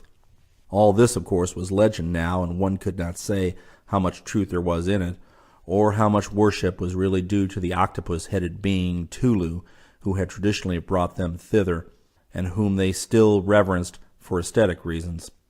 But they knew of the outer world, and were indeed the original stock who had peopled it as soon as its crust was fit to live on. Between glacial ages they had had some remarkable surface civilizations, especially one at the South Pole near the mountain Kadath. At some time infinitely in the past, most of the outer world had sunk beneath the ocean, so that only a few refugees remained to bear the news to Kinyan. This was undoubtedly due to the wrath of space devils, hostile alike to men and to men's gods, for it bore out rumors of a primordially earlier sinking which had submerged the gods themselves, including great Tolu, who still lay prisoned and dreaming in the watery vaults of the half-cosmic city Relax. No man, not a slave of the space devils, it was argued, could live long on the outer earth, and it was decided that all beings who remained there must be evilly connected. Accordingly, traffic with the lands of sun and starlight abruptly ceased. The subterraneous approaches to Kinyan, or such as could be remembered, were either blocked up or carefully guarded, and all encroachers were treated as dangerous spies and enemies. But this was long ago. With the passing of ages, fewer and fewer visitors came to Kinyan, and eventually sentries ceased to be maintained at the unblocked approaches. The mass of the people forgot, except through distorted memories and myths and some very singular dreams, that an outer world existed, though educated folks never ceased to recall the essential facts. The last visitors ever recorded, centuries in the past, had not even been treated as devil spies, faith in the old legendary having long before died out. They had been questioned eagerly about the fabulous outer regions, for scientific curiosity in Kinyan was keen, and myths, memories, dreams, and historical fragments relating to the Earth's surface had often tempted scholars to the brink of an external expedition, which they had not quite dared to attempt. The only thing demanded of such visitors was that they refrain from going back and informing the outer world of Kinyan's positive existence, for after all, one could not be sure about these outer lands. They coveted gold and silver, and these people might prove to be highly troublesome intruders. Those who had obeyed the injunction had lived happily, though regrettably briefly, and had told all they could about their world. Little enough, however, since their accounts were all so fragmentary and conflicting that one could hardly tell what to believe and what to doubt. One wished that more of them would come. As for those who disobeyed and tried to escape, well, it was very unfortunate about them. Zamacona himself was very welcome, for he appeared to be a higher-grade man, and to know much about the outer world than anyone else who had come down within memory. He could tell them much, and they hoped he would be reconciled to his lifelong stay. Many things which Zamacona learned about Kinyan in that first colloquy left him quite breathless. He learned, for example, that during the past few thousand years the phenomenon of old age and death had been conquered, so that men no longer grew feeble or died except through violence or will. By regulating the system, one might be as physiologically young and immortal as one wished. The only reason why any allowed themselves to age was that they enjoyed the sensation in a world where stagnation and commonplaceness reigned. They could easily become young again when they felt like it anyway. Births had ceased except for experimental purposes, since a large population had been found needless by a master race which controlled nature and organic rivals alike. Many, however, chose to die after a while, since despite the cleverest efforts to invent new pleasures, the ordeal of consciousness became too dull for sensitive souls, especially those in whom time and satiation had blinded the primal instincts and emotions of self-preservation. All the members of the group before Zamacona were 500 to 1,500 years old, and several had seen surface visitors before, though time had blurred the recollection. These visitors, by the way, had often tried to duplicate the longevity of the underground race, but had been able to do so only fractionally, owing to evolutionary differences developing during the 1,000,000 or 2 years of cleavage. These evolutionary differences were even more strikingly shown in another particular, one far stranger than the wonder of immortality itself. This was the ability of the people of Kinyan to regulate the balance between matter and abstract energy, even where the bodies of living organic beings were concerned, by the sheer force of the technically trained will. In other words, with suitable effort, a learned man of Kinyan could dematerialize and rematerialize himself, or with somewhat greater effort and subtler technique, any other object he chose, reducing solid matter to free external particles and recombining the particles again without damage. Had not Zamakona answered his visitor's knock when he did, he would have discovered this accomplishment in a highly puzzling way, for only the strain and bother of the process prevented the 20 men from passing bodily through the golden door without pausing for a summons. This art was much older than the art of perpetual life, and it could be taught to some extent, though never perfectly to any intelligent person. Rumors of it had reached the outer world in past eons, surviving in secret traditions and ghostly legendry. The men of Kinyan had been amused by the primitive and imperfect spirit tales brought down by the outer world stragglers. In practical life, this principle had certain industrial applications, but was generally suffered to remain neglected through lack of any particular incentive to its use. Its chief surviving form was in connection with sleep, when, for excitement's sake, many dream connoisseurs resorted to it to enhance the vividness of their visionary wanderings. By the aid of this method, certain dreamers even paid half-material visits to a strange nebulous realm of mounds and valleys and varying light, which some believed to be the forgotten outer world. They would go there on their beasts, and in an age of peace live over the old glorious battles of their forefathers. Some philosophers thought that in such cases they actually coalesced with immaterial forces left behind by these warlike ancestors themselves. The people of Kinyan all dwelt in the great tall city of Sath, beyond the mountains. Formerly, several races of them had inhabited the entire underground world, which stretched down to unfathomable recesses, and which included, besides the blue-litten region, a red-litten region called Yoth, where relics of a still older and non-human race were found by archaeologists. In the course of time, however, the men of Sath had conquered and enslaved the rest, interbreeding them with certain horned and four-footed animals of the red-litten region, whose semi-human leanings were very peculiar, and which, though containing a certain artificially created element, may have been in part the degenerate descendants of those peculiar entities who had left the relics. As eons passed and mechanical discoveries made the business of life extremely easy, a concentration of the people of Sath took place, so that all the rest of Kinyan became relatively deserted. It was easier to live in one place, and there was no object in maintaining a population of overflowing proportions.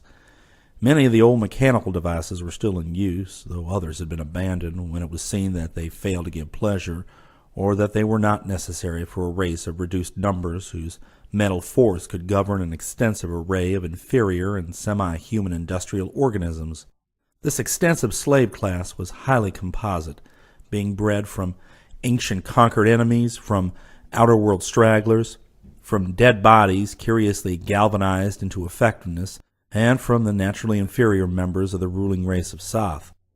The ruling type itself had become highly superior through selective breeding and social evolution, the nation having passed through a period of idealistic industrial democracy which gave equal opportunities to all, and thus by raising the naturally intelligent to power, drained the masses of all their brains and stamina. Industry, being found fundamentally futile except for the supplying of basic needs and the gratification of inescapable yearnings, had become very simple. Physical comfort was ensured by an urban mechanization of standardized and easily maintained pattern, and other elemental needs were supplied by scientific agriculture and stock raising. Long travel was abandoned, and people went back to using the horned half-human beasts instead of maintaining the profusion of gold, silver, and steel transportation machines which had once threaded land, water, and air. Zamakona could scarcely believe that such things had ever existed outside of dreams, but was told he could see specimens of them in museums. He could also see the ruins of other vast magical devices by traveling a day's journey to the valley of Dohna, to which the race had spread during its period of greatest numbers. The cities and temples of this present plane were of a far more archaic period, and had never been other than religious and antiquarian shrines during the supremacy of the men of Soth. In government, Soth was a kind of communistic or semi-anarchical state, habit rather than law determining the daily order of things. This was made possible by the age-old experience and paralyzing ennui of the race, whose wants and needs were limited to physical fundamentals and to new sensations. An eon-long tolerance, not yet undermined by growing reaction, had abolished all illusions of values and principles, and nothing but an approximation to custom was ever sought or expected. To see that the mutual encroachments of pleasure-seeking never cripple the mass life of the community, this was all that was desired. Family organization had long ago perished, and the civil and social distinctions of the sexes had disappeared. Daily life was organized in ceremonial patterns, with games, intoxication, torture of slaves, daydreaming, gastronomic and emotional orgies, religious exercises, exotic experiments, artistic and philosophical discussions, and the like as the principal occupations. Property, chiefly land, slaves, animals, shares in the common city enterprise of Soth, and ingots of magnetic Tolu metal, the former universal money standard, was allocated on a very complex basis which included a certain amount equally divided among all the freemen. Poverty was unknown, and labor consisted only of certain administrative duties imposed by an intricate system of testing and selection.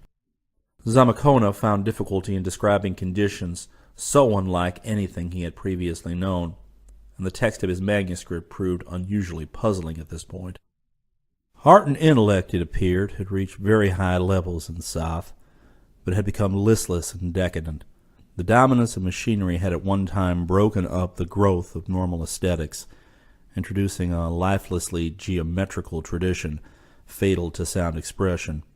This had soon been outgrown, but had left its mark upon all pictorial and decorative attempts, so that except for conventionalized religious designs, there was little depth or feeling in any later work. Archaistic reproductions of earlier work had been found much preferable for general enjoyment. Literature was all highly individual and analytical, so much so as to be wholly incomprehensible to Zamacona. Science had been profound and accurate and all-embracing save in the one direction of astronomy. Of late, however, it was falling into decay, as people found it increasingly useless to tax their minds by recalling its maddening infinitude of details and ramifications. It was thought more sensible to abandon the deepest speculations and to confine philosophy to conventional forms. Technology, of course, could be carried on by rule of thumb. History was more and more neglected, but exact and copious chronicles of the past existed in the libraries. It was still an interesting subject, and there would be a vast number to rejoice at the fresh outer world knowledge brought in by Zamacona. In general, though, the modern tendency was to feel rather than to think, so that men were now more highly esteemed for inventing new diversions than for preserving old facts or pushing back the frontier of cosmic mystery. Religion was a leading interest in Soth, though very few actually believed in the supernatural. What was desired was the aesthetic and emotional exaltation bred by the mystical moods and sensuous rites which attended the colorful ancestral faith. Temples to the great Tolu, a spirit of universal harmony, anciently symbolized as the octopus-headed god who had brought all men down from the stars, were the most richly constructed objects in all of Kinyan, while the cryptic shrines of Yig, the principle of life, symbolized as the father of all serpents, were almost as lavish and remarkable. In time, Zamacona learned much of the orgies and sacrifices connected with this religion, but seemed piously reluctant to describe them in his manuscript. He himself never participated in any of the rites, save those which he mistook for perversions of his own faith. Nor did he ever lose an opportunity to try to convert the people to that faith of the cross, which the Spaniards hoped to make universal. Prominent in the contemporary religion of Soth was a revived and almost genuine veneration for the rare sacred metal of Tolu, that dark, lustrous, magnetic stuff which was nowhere found in nature, but which had always been with men in the form of idols and hieratic implements. From the earliest times, any sight of it in its unalloyed form had impelled respect, while all the sacred archives and litanies were kept in cylinders wrought of its purest substance. Now, as the neglect of science and intellect was dulling the critically analytical spirit, people were beginning to weave around the metal once more that same fabric of awe-struck superstition which had existed in primitive times. Another function of religion was the regulation of the calendar, born of a period when time and speed were regarded as prime fetishes in man's emotional life. Periods of alternate waking and sleeping, prolonged, abridged, and inverted as mood and convenience dictated, and timed by the tail beats of great Yig the serpent, corresponded very roughly to terrestrial days and nights. Though Zamakona's sensations told him they must actually be almost twice as long.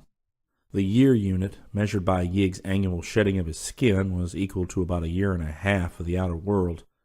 Zamakona thought he had mastered this calendar very well when he wrote his manuscript, whence the confidently given date of 1545, but the document failed to suggest that his assurance in this matter was fully justified.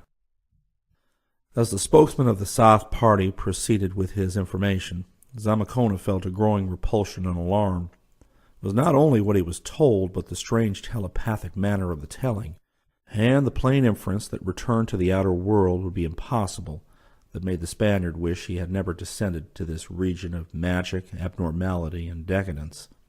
But he knew that nothing but friendly acquiescence would do as a policy, hence decided to cooperate in all his visitors' plans and furnish all the information they might desire.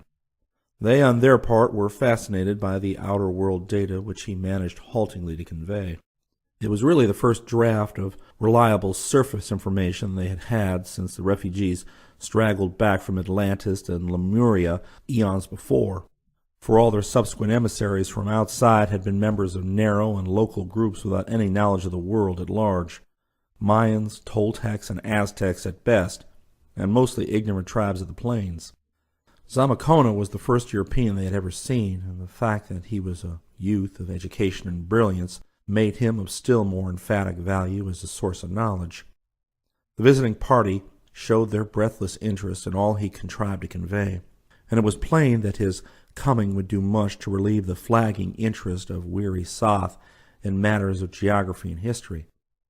The only thing which seemed to displease the men of Soth was the fact that curious and adventurous strangers were beginning to pour into those parts of the upper world where the passages of Kinyan lay.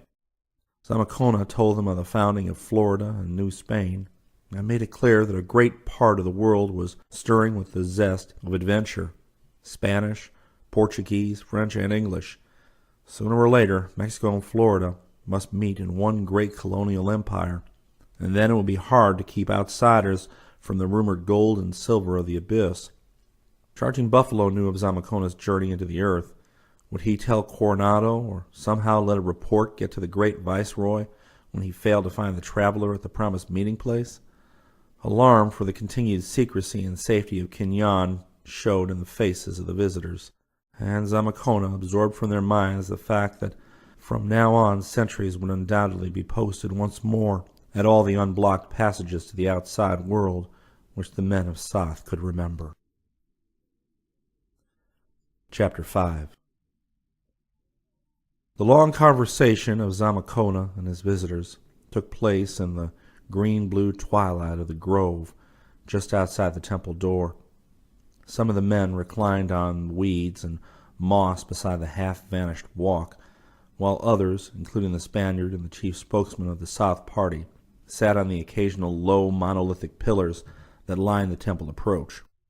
Almost a whole terrestrial day must have been consumed in the colloquy, for Zamakona felt the need of food several times, and ate from his well-stocked pack while some of the Soth party went back for provisions to the roadway, where they had left the animals on which they had ridden.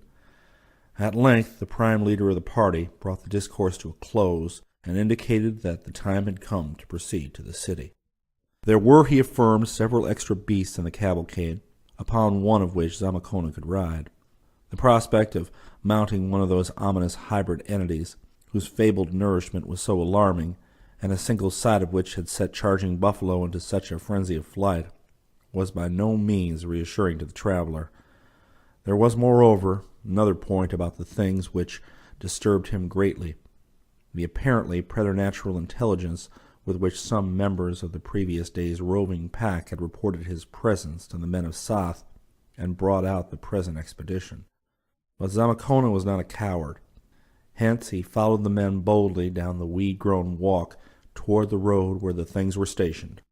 And yet he could not refrain from crying out in terror at what he saw when he passed through the great vine-draped pylons and emerged upon the ancient road.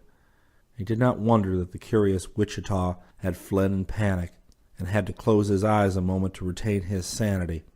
It is unfortunate that some sense of pious reticence prevented him from describing fully in his manuscript the nameless sight he saw. As it is, he merely hinted at the shocking morbidity of these great, floundering, white things with black fur on their backs, a rudimentary horn in the center of their foreheads, and an unmistakable trace of human or anthropoid blood in their flat-nosed, bulging-lipped faces. They were, he declared later in his manuscript, the most terrible objective entities he'd ever seen in his life, either in Kinyan or the outer world, and the specific quality of their supreme terror was something apart from any easily recognizable or describable feature. The main trouble was that they were not wholly products of nature.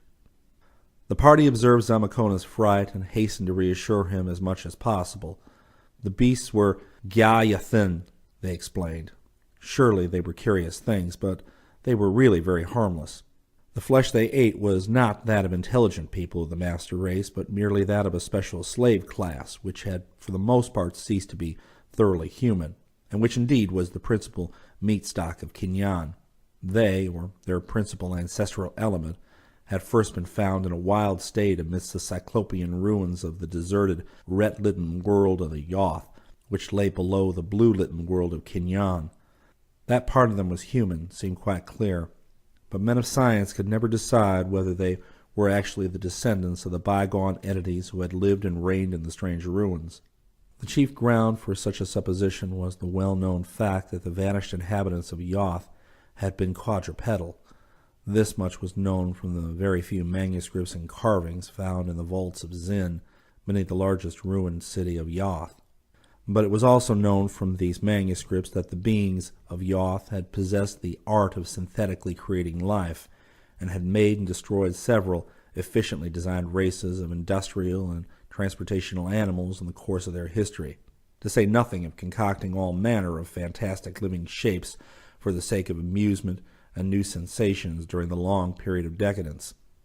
The beings of Yoth had undoubtedly been reptilian in affiliations, and most physiologists of Sath agree that the present beasts had been very much inclined toward reptilianism before they had been crossed with the mammal slave class of Kinyan. It argues well for the intrepid fire of those Renaissance Spaniards who conquered half the unknown world that Pamphilo de Zamacona y Núñez actually mounted one of the morbid beasts of Sath and fell into place beside the leader of the cavalcade, the man named Gil Hathayin, who had been most active in the previous exchange of information. It was a repulsive business, but after all, the seat was very easy, and the gait of the clumsy Gyayoth surprisingly even and regular. No saddle was necessary, and the animal appeared to require no guidance whatever.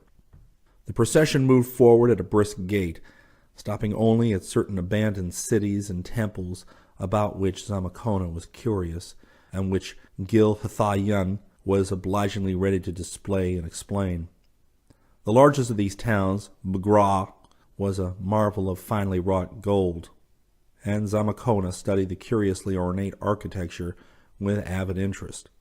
Buildings tended toward height and slenderness, with roofs bursting into a multitude of pinnacles. The streets were narrow, curving, and occasionally picturesquely hilly, but Gil Thayan said that the later cities of Kinyan were far more spacious and regular in design. All these old cities of the plains showed traces of leveled walls, reminders of the archaic days when they had been successfully conquered by the now dispersed armies of Sath. There was one object along the route which Gil Thayan exhibited on his own initiative, even though it involved a detour of about a mile along a vine-tangled side path. This was a squat, plain temple of black basalt blocks without a single carving and containing only a vacant onyx pedestal. The remarkable thing about it was its story, for it was a link with a fabled elder world, compared to which even cryptic Yoth was a thing of yesterday. It had been built in imitation of certain temples depicted in the vaults of Zen, to house a terrible black toad idol found in the red-litten world called Sathagua in the Yothic manuscripts. It had been a potent and widely worshipped god, and after its adoption by the people of Kinyan had lent its name to the city, which was later to become dominant in that religion. Yothic legend said it had come from a mysterious inner realm beneath the red-litten world, a black realm of peculiar sensed beings which had no light at all, but which had had great civilizations and mighty gods before ever the reptilian quadrupeds of Yoth had come into being. Many images of Sath Hagua existed in Yoth, all of which were alleged to have come from the black inner realm, and which were supposed by Yothic archaeologists to represent the eon-extinct race of that realm. The black realm, called Nikai in the Yothic manuscripts, had been explored as thoroughly as possible by these archaeologists, and singular stone troughs or burrows had excited infinite speculation. When the men of Kinyan discovered the red-lit world and deciphered its strange manuscripts, they took over the Sathagua cult and brought all the frightful toad images up to the land of blue light, housing them in shrines of Yoth-quarried basalt, like the one Zamakona now saw. The cult flourished until it almost rivaled the ancient cults of Yig and Tolu, and one branch of the race even took it to the outer world, where the smallest of the images eventually found a shrine of Olatho in the land of Lomar near the Earth's North Pole.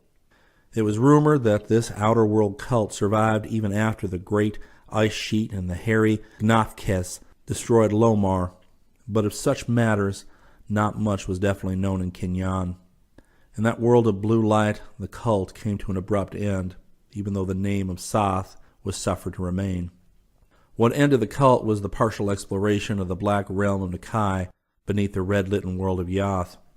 According to the Yothic manuscripts, there was no surviving life in Nikai, but something must have happened in the eons between the days of Yoth and the coming of men to the earth, something perhaps not unconnected with the end of Yoth. Probably it had been an earthquake, opening up lower chambers of the lightless world, which had been closed against the Yothic archaeologists, or perhaps some more frightful juxtaposition of energy and electrons, wholly inconceivable to any sort of vertebrate minds, had taken place. At any rate, when the men of Kinyan went down into Nikai's black abyss with their great atom-powered searchlights, they found living things that oozed along the stone channels and worshipped onyx and basalt images of Sathagua. But they were not toads like Sathagua himself. Far worse, they were amorphous lumps of viscous black slime that took temporary shapes for various purposes. The explorers of Kinyan did not pause for detailed observation, and those who escaped alive sealed the passage leading from the red-lit Yoth down into the gulfs of nether horror. Then all the images of Sathagua in the land of Kinyan were dissolved into the ether by disintegrating rays, and the cult was forever abolished. Eons later, when naive fears were outgrown and supplanted by scientific curiosity, the old legends of Sathagua and Nikai were recalled, and a suitably armed and equipped exploring party went down to Yoth to find the closed gate of the black abyss and see what might still lie beneath. But they could not find the gate, nor could any man ever do so in all the ages that followed. Nowadays there were those who doubted that any abyss had ever existed. but a few scholars who could still decipher the Yothic manuscripts believed that the evidence for such a thing was adequate, even though the middle records of Kinyan, with accounts of the one frightful expedition into Nikai, were more open to question. Some of the later religious cults tried to suppress remembrance of Nikai's existence and attach severe penalties to its mention, but these had not begun to be taken seriously at the time of Zamakona's advent to Kinyan. As the cavalcade returned to the old highway and approached the low range of mountains, Zamakona saw that the river was very close on the left. Somewhat later, as the terrain rose, the stream entered a gorge and passed through the hills, while the road traversed the gap at a rather higher level close to the brink. It was about this time that light rainfall came.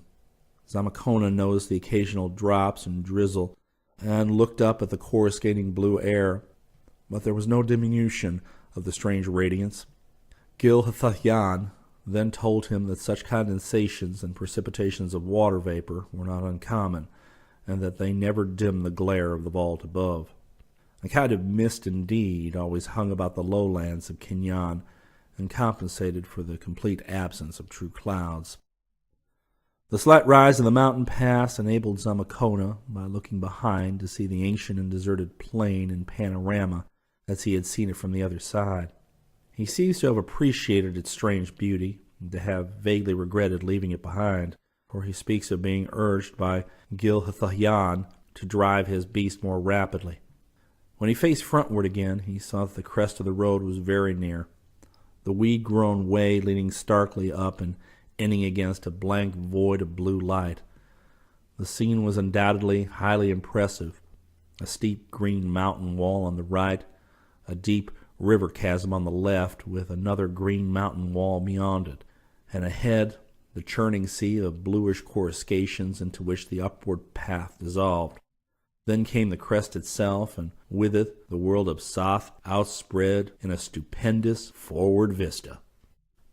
Zamakona caught his breath at the great sweep of peopled landscape, for it was a hive of settlement and activity beyond anything he had ever seen or dreamed of. The downward slope of the hill itself was relatively thinly strewn with small farms and occasional temples, but beyond it lay an enormous plain, covered like a chessboard with planted trees, irrigated by narrow canals cut from the river, and threaded by wide, geometrically precise roads of gold or basalt blocks. Great silver cables borne aloft on golden pillars linked the low, spreading buildings and clusters of buildings which rose here and there, and in some places one could see lines of partly ruinous pillars without cables. Moving objects showed the fields to be under tillage, and in some cases Zamakona saw that men were plowing with the aid of the repulsive half-human quadrupeds. But most impressive of all was the bewildering vision of clustered spires and pinnacles which rose afar across the plain and shimmered flower-like and spectral in the coruscating blue light. At first, Zamakona thought it was a mountain covered with houses and temples, like some of the picturesque hill cities of his own Spain, but a second glance showed him it was not indeed such.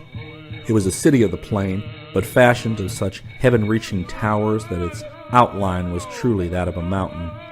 Above it hung a curious grayish haze, through which the blue light glistened and took added overtones of radiance from the million golden minarets. Glancing at Gil-Hathayan, Zamakona knew that this was the monstrous, gigantic, and omnipotent city of Sath.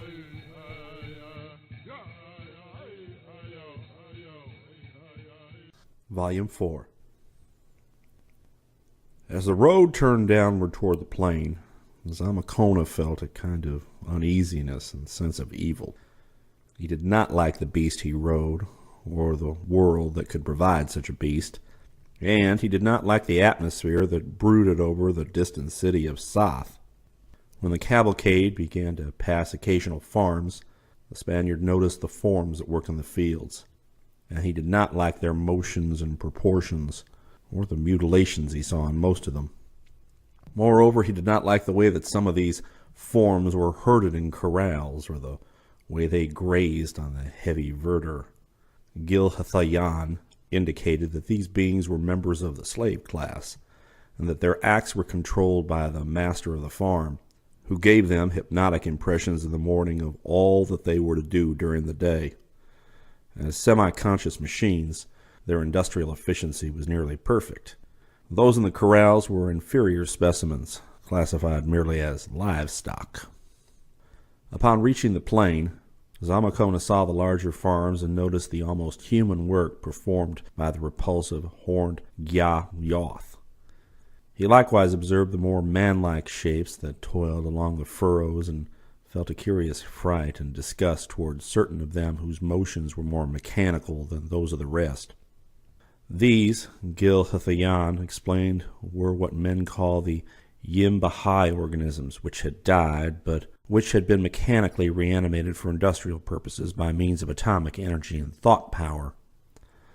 The slave class did not share the immortality of the freemen of Soth, so that with time the number of Yim-Bahai had become very large. They were dog-like and faithful, but not so readily amenable to thought commands as were living slaves. Those which most repelled Zamakona were those whose mutilations were greatest, for some were wholly headless, while others had suffered singular and seemingly capricious subtractions, distortions, transpositions, and graftings in various places. The Spaniard could not account for this condition, but Gil-Hathayan made it clear that these were slaves who had been used for the amusement of the people in some of the vast arenas. For the men of Soth were connoisseurs of delicate sensation, and required a constant supply of fresh and novel stimuli for their jaded impulses. Zamakona, though by no means squeamish, was not favorably impressed by what he saw and heard. Approached more closely, the vast metropolis became dimly horrible in its monstrous extent and inhuman height. Gil-Hathayan explained that the upper parts of the great towers were no longer used, and that many had been taken down to avoid the bother of maintenance. The plain around the original urban area was covered with newer and smaller dwellings, which in many cases were preferred to the ancient towers. From the whole mass of gold and stone, a monotonous roar of activity drowned outward over the plain, while cavalcades and streams of wagons were constantly entering and leaving over the great gold or stone-paved roads. Several times Gil-Hathayan paused to show Zamakona some particular object of interest, especially the temples of Yig, Tolu, Nug, Yeb, and the not-to-be-named one, which lined the road at infrequent intervals, each in its embowering grove according to the custom of Kinyan. These temples, unlike those of the deserted plain beyond the mountains, were still in active use. There were large parties of mounted worshippers coming and going in constant streams. Gil-Hathayan took Zamakona into each of them, and the Spaniard watched the subtle, orgiastic rites with fascination and repulsion. The ceremonies of Nug and Yeb sickened him especially, so much indeed that he refrained from describing them in his manuscript. One squat, black temple of Sathagua was encountered, but it had been turned into a shrine of Shub-Niggurath, the all-mother and wife of the not-to-be-named one. This deity was a kind of sophisticated Astarte, and her worship struck the pious Catholic as supremely obnoxious. What he liked least of all were the emotional sounds emitted by the celebrants, jarring sounds in a race that had ceased to use vocal speech for ordinary purposes. Close to the compact outskirts of Soth, and well within the shadow of its terrifying powers, Gil-Hathayan pointed out a monstrous circular building before which enormous crowds were lined up. This, he indicated, was one of the many amphitheaters where curious sports and sensations were provided for the weary people of Kinyan. He was about to pause and usher Zamakona inside the vast curved facade when the Spaniard, recalling the mutilated forms he had seen in the fields, violently demurred. This was the first of those friendly clashes of taste which were to convince the people of Soth that their guest followed strange and narrow standards. Soth itself was a network of strange and ancient streets, and despite a growing sense of horror and alienage, Zamakona was enthralled by its intimations of mystery and cosmic wonder. The dizzy, giganticism of its overawing towers, the monstrous surge of teeming life through its ornate avenues, the curious carvings on its doorways and windows, the odd vistas glimpsed from balustraded plazas and tiers of Titan terraces, and the enveloping gray haze which seemed to press down on the gorge-like streets in low-ceiling fashion. All these combined to produce such a sense of adventurous expectancy as he had never known before. He was taken at once to a council of executives, which held forth in a gold and copper palace behind a gardened and fountained park, and was for some time subjected to close, friendly questioning in a vaulted hall frescoed with vertiginous arabesques. Much was expected of him, he could see, in the way of historical information about the outside earth, but in return all the mysteries of Kinyan would be unveiled to him. The one great drawback was the inexorable ruling that he might never return to the world of sun and stars, and Spain which was his. A daily program was laid down for the visitor, with time apportioned judiciously among several kinds of activities. There were to be conversations with persons of learning in various places, and lessons in many branches of Sothic lore. Liberal periods of research were allowed for, and all the libraries of Kinyan, both secular and sacred, were to be thrown open to him as soon as he might master the written languages. Rites and spectacles were to be attended, except when he might especially object, and much time would be left for the enlightened pleasure-seeking and emotional titillation which formed the goal and nucleus of daily life there. A house in the suburbs or an apartment in the city would be assigned him, and he would be initiated into one of the large affection groups, including many noble women of the most extreme and art-enhanced beauty, which in latter-day Kinyan took the place of family units. Several horned Gya-Yoth would be provided for his transportation and errand-running, and 10 living slaves of intact body would serve to conduct his establishment and protect him from thieves and sadists and religious orgiasts on public highways. There were many mechanical devices which he must learn to use, but Gil Hathayan would instruct him immediately regarding the principal ones. Upon his choosing an apartment in preference to a suburban villa, Zamakona was dismissed by the executives with great courtesy and ceremony, and was led through several gorgeous streets to a cliff-like carven structure of some 70 or 80 floors. Preparations for his arrival had already been instituted, and in a spacious ground-floor suite of vaulted rooms, slaves were busy adjusting hangings and furniture. There were lacquered and inlaid tabourets, velvet and silk reclining corners and squatting cushions, and infinite rows of teakwood and ebony pigeonholes with metal cylinders containing some of the manuscripts he was soon to read, standard classics which all urban apartments possessed. Desks with great stacks of membrane paper and pots of prevailing green pigment were in every room, each with graded sets of pigment brushes and other odd bits of stationery. Mechanical writing devices stood on ornate golden tripods, while over all was shed a brilliant blue light from energy globes set in the ceiling. There were windows, but at this shadowy ground level they were of scant illuminating value. In some of the rooms were elaborate baths, while the kitchen was a maze of technical contrivances. Supplies were brought, Zamakona was told, through the network of underground passages which lay beneath Soth, and which had once accommodated curious mechanical transports. There was a stable on the underground level for the beasts, and Zamakona would presently be shown how to find the nearest runway to the street. Before his inspection was finished, the permanent staff of slaves arrived and were introduced, and shortly afterwards there came some half-dozen free men and noble women of his future affection group, who were to be his companions for several days, contributing what they could to his instruction and amusement. Upon their departure, another party would take their place, and so onward in rotation through a group of about 50 members. Chapter 6. Thus was Pamphilo de Zamakona y Núñez absorbed for 4 years into the life of the sinister city of Soth in the blue-litten netherworld of Kinyon. All that he learned and saw and did is clearly not told in his manuscript, for a pious reticence overcame him when he began to write in his native Spanish tongue, and he dared not set down everything. Much he consistently viewed with repulsion, and many things he steadfastly refrained from seeing or doing or eating. For other things, he atoned by frequent countings of the beads of his rosary.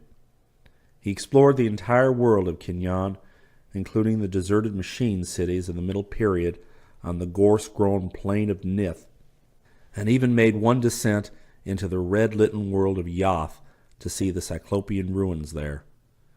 He witnessed prodigies of craft and machinery which left him breathless, and beheld human metamorphoses, dematerializations, rematerializations, and reanimations which made him cross himself again and again. His very capacity for astonishment was blunted by the plethora of new marvels which every day brought him. But the longer he stayed, the more he wished to leave, for the inner life of Kinyon was based on impulses very plainly outside his radius. As he progressed in historical knowledge, he understood more, but understanding only heightened his distaste. He felt that the people of Soth were a lost and dangerous race, more dangerous to themselves than they knew, and their growing frenzy of monotony, warfare, and novelty quest was leading them rapidly toward a precipice of disintegration and utter horror. His own visit, he could see, had accelerated their unrest, not only by introducing fears of outside invasion, but by exciting in many a wish to sally forth and taste the diverse external world he described. As time progressed, he noticed an increasing tendency of the people to resort to dematerialization as an amusement, so that the apartments and amphitheaters of Soth became a veritable witches' sabbath of transmutations, age adjustments, death experiments, and projections. With the growth of boredom and restlessness, he saw cruelty and subtlety and revolt were growing apace.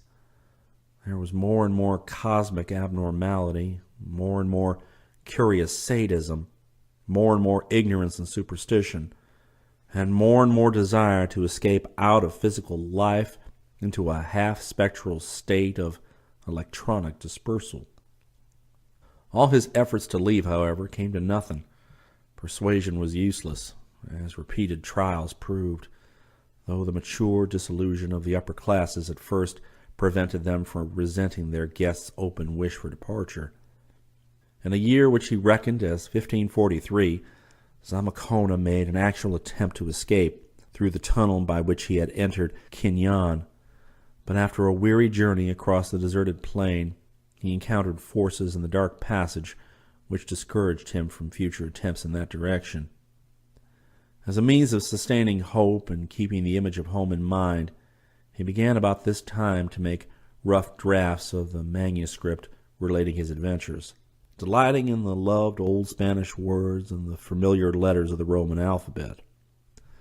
Somehow he fancied he might get the manuscript to the outer world, and to make it convincing to his fellows, he resolved to enclose it in one of the Tolu metal cylinders used for sacred archives.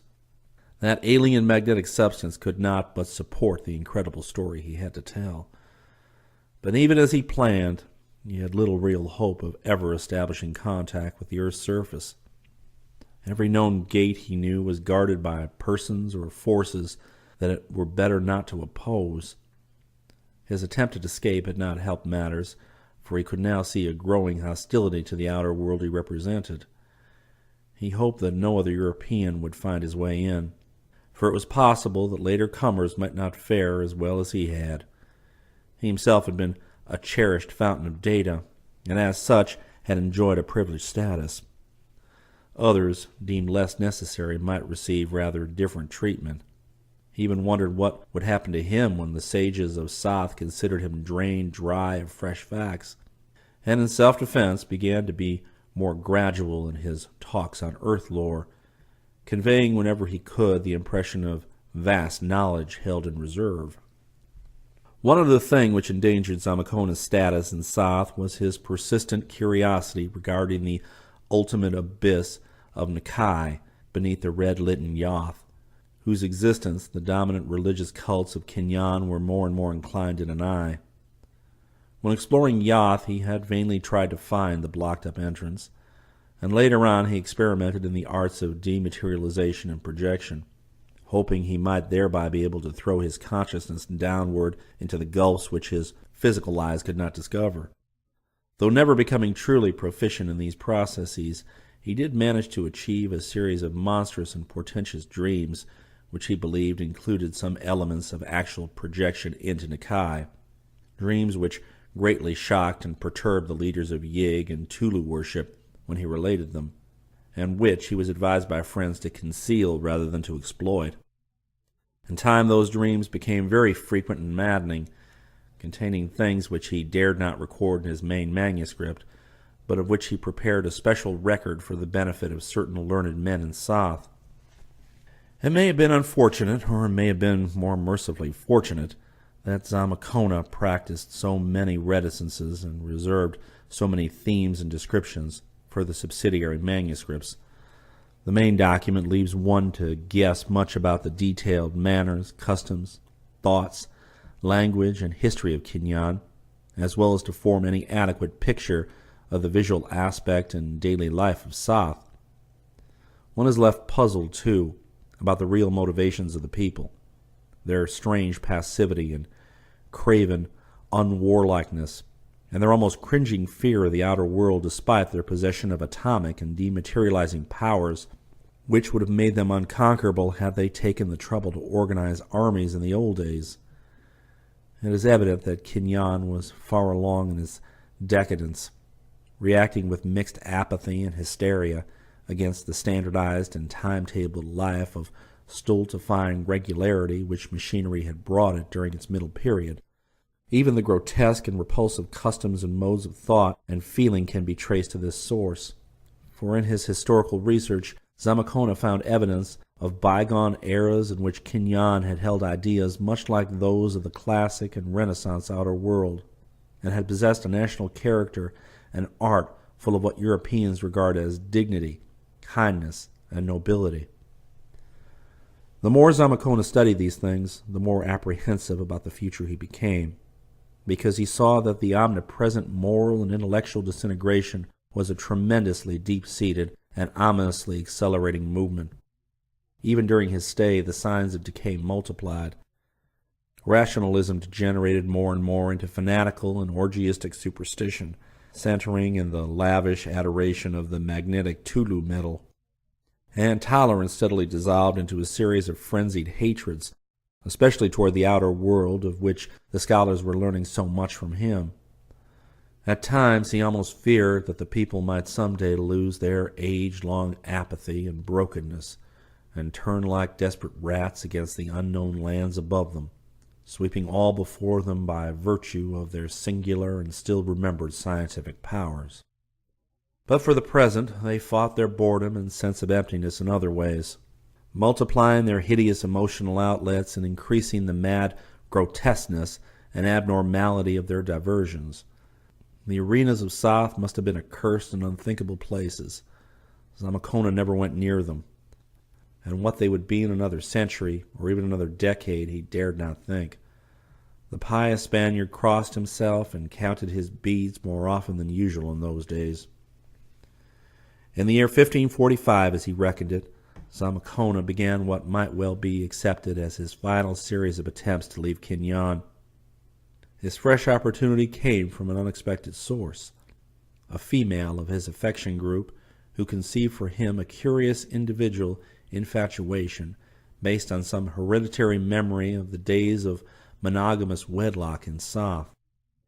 Over this female, a noble woman of moderate beauty and of at least average intelligence, named Tolu, Zamakona acquired the most extraordinary influence, finally inducing her to help him in an escape, under the promise that he would let her accompany him.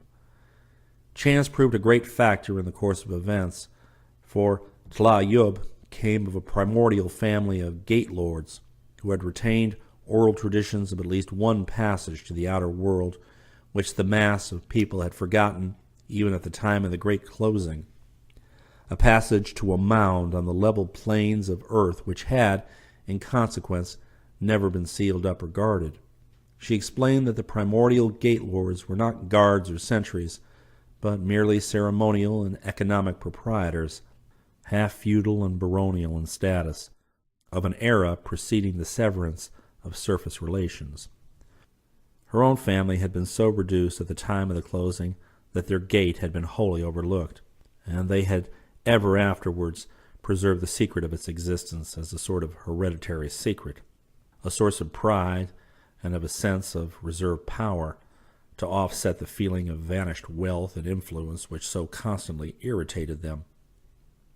Zamacona, now working feverishly to get his manuscript into final form in case anything should happen to him, decided to take with him on his outward journey only 5 beast loads of unalloyed gold in the form of the small ingots used for minor decorations, enough, he calculated, to make him a personage of unlimited power in his own world. He had become somewhat hardened to the sight of the monstrous Gyayoth during his 4 years of residence in Sath, hence did not shrink from using the creatures. Yet he resolved to kill and bury them and cache the gold as soon as he reached the outer world, since he knew that even a glimpse of one of the things would drive any ordinary Indian mad. Later, he could arrange for a suitable expedition to transport the treasure to Mexico. Tla Yub he would perhaps allow to share his fortunes, for she was by no means unattractive, though possibly he would arrange for her to sojourn amongst the Plains Indians, since he was not over-anxious to preserve links with the manner of life in Sath. For a wife, of course, he would choose a lady of Spain, or at worst an Indian princess of normal outer world descent and a regular and approved past. But for the present, Tla Yub must be used as a guide. The manuscript he would carry on his own person, encased in a book cylinder of the sacred and magnetic Tolu metal. The expedition itself is described in the addendum to Zamacona's manuscript, written later and in a hand showing signs of nervous strain. It set out amidst the most careful precautions, choosing a rest period and proceeding as far as possible along the faintly lighted passages beneath the city.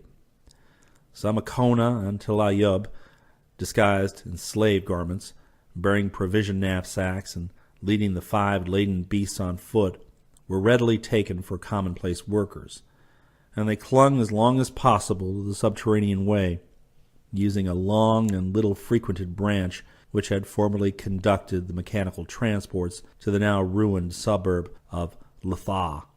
Amidst the ruins of Letha they came to the surface, thereafter passing as rapidly as possible over the deserted blue-litten plain of Nith toward the Gruryan range of low hills. There, amidst the tangled underbrush, Tla Yub found the long-disused and half-fabulous entrance to the forgotten tunnel, a thing she had seen but once eons before, in the past, when her father had taken her thither to show her this monument to their family pride. It was hard work getting the laden Gyayoth to scrape through the obstructing vines and briars, and one of them displayed a rebelliousness destined to bear dire consequences, bolting away from the party and loping back towards Sath on its detestable paths, golden burden and all. It was nightmare work, burrowing by the light of blue-ray torches upward, downward, forward, and upward again through a dank, choked tunnel that no foot had trodden since ages before the sinking of Atlantis. And at one point, Tla Yub had to practice the fearsome art of dematerialization on herself, Zamacona, and the laden beasts in order to pass a point wholly clogged by shifting earth strata. It was a terrible experience for Zamacona, for although he had often witnessed dematerialization in others, and even practiced it himself to the extent of dream projection, he had never been fully subjected to it before. But Tla Yub was skilled in the arts of Kinyan, and accomplished the double metamorphosis in perfect safety. Thereafter they resumed the hideous burrowing through stalactited crypts of horror where monstrous carvings leered at every turn. alternately camping and advancing for a period which Zamakona reckoned as about 3 days, but which was probably less. At last they came to a very narrow place, where the natural or only slightly hewn cave walls gave place to walls of wholly artificial masonry, carved into terrible bas-reliefs. These walls, after about a mile of steep ascent, ended with a pair of vast niches, one on each side, in which monstrous niter-encrusted images of Yig and Tolu squatted, glaring at each other across the passage as they had glared since the earliest youth of the human world. At this point the passage opened into a prodigious vaulted and circular chamber of human construction, wholly covered with horrible carvings and revealing at the farther end an arched passageway with the foot of a flight of steps. Tla-Yub knew from family tales that this must be very near the earth's surface, but she could not tell just how near. Here the party camped for what they meant to be their last rest period in the subterraneous world. Must have been hours later that the clank of metal and the padding of beast feet awakened Zamakona and Tla-Yub. A bluish glare was spreading from the narrow passage between the images of Yig and Tolu, and in an instant the truth was obvious. An alarm had been given at Soth, as was later revealed by the returning Gya-Yoth, which had rebelled at the briar-choked tunnel entrance, and a swift party of pursuers had come to arrest the fugitives. Resistance was clearly futile, and none was offered. The party of 12 beast riders proved studiously polite, and the return commenced almost without a word or thought message on either side. It was an ominous and depressing journey, and the ordeal of dematerialization and rematerialization at the choked place was all the more terrible because of the lack of that hope and expectancy which had palliated the process on the outward trip. Zamakona heard his captors discussing the imminent clearing of this choked place by intensive radiation, since henceforthward sentries must be maintained at the hitherto unknown outer portal. It would not do to let outsiders get within the passage, for then any who might escape without due treatment would have a hint of the vastness of the inner world and would perhaps be curious enough to return in greater strength. As with the other passages since Zamakona's coming, sentries must be stationed all along, as far as the very outermost gate, sentries drawn from amongst all the slaves, the dead-alive Yimbahai, or the class of discredited freemen. With the overrunning of the American plains by thousands of Europeans, as the Spaniard had predicted, every passage was a potential source of danger, and must be rigorously guarded until the technologists of Soth could spare the energy to prepare an ultimate and entrance-hiding obliteration, as they had done for many passages in earlier and more vigorous times. Zamakona and Tla-Yub were tried before the Supreme Tribunal in the gold and copper palace behind the gardened and fountained park, and the Spaniard was given his liberty because of the vital outer world information he still had to impart. He was told to return to his apartment and to his affection group, taking up his life as before, and continuing to meet deputations of scholars according to the latest schedule he had been following. No restrictions would be imposed upon him so long as he might remain peaceably in Kinyan, but it was intimated that such leniency would not be repeated after another attempted escape. Zamakona had felt there was an element of irony in the parting words of the chief, an assurance that all his Gya-Yoth, including the one which had rebelled, would be returned to him. The faith of Tla-Yub was less happy, there being no object in retaining her, and her ancient Sothic lineage giving her act a greater aspect of treason than Zamakona's had possessed. She was ordered to be delivered to the curious diversions of the amphitheater, and afterwards, in a somewhat mutilated and half-dematerialized form, to be given the functions of a Yimbahai, an animated corpse slave, and stationed among the sentries guarding the passage whose existence she had betrayed. Zamakona soon heard, not without many pangs of regret, that he could scarcely have anticipated that poor Tla-Yub had emerged from the arena in a headless and otherwise incomplete state. and had been set as an outermost guard upon the mound in which the passage had been found to terminate. She was, he was told, a night sentinel, whose automatic duty was to warn off all comers with a torch, sending down reports to a small garrison of 12 dead slave Yimbahai and 6 living, but partly dematerialized freemen in the vaulted, circular chamber if the approachers did not heed her warning. She worked, he was told, in conjunction with a day sentinel, a living free man who chose this post in preference to other forms of discipline for other offenses against the state. Zamacona, of course, had long known that most of the chief gate sentries were such discredited freemen. It was now made plain to him, though indirectly, that his own penalty for another escape attempt would be service as a gate sentry, but in the form of a dead-alive Yimbahai slave, and after amphitheater treatment, even more picturesque than that which Tila Yub was reported to have undergone. It was intimated that he, or parts of him, would be reanimated to guard some inner section of the passage, within sight of others, where his abridged person might serve as a permanent symbol of the rewards of treason. But his informants always added it was, of course, inconceivable that he would ever court such a fate. So long as he remained peaceably in Kinyan, he would continue to be a free, privileged, and respected personage. Yet in the end, Pamphilo de Zamacona did court the fate so direfully hinted to him. True, he did not really expect to encounter it, but the nervous latter part of his manuscript makes it clear he was prepared to face this possibility.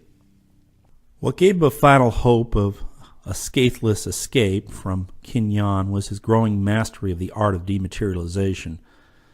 Having studied it for years and having learned still more from the 2 instances in which he had been subjected to it, he now felt increasingly able to use it independently and effectively.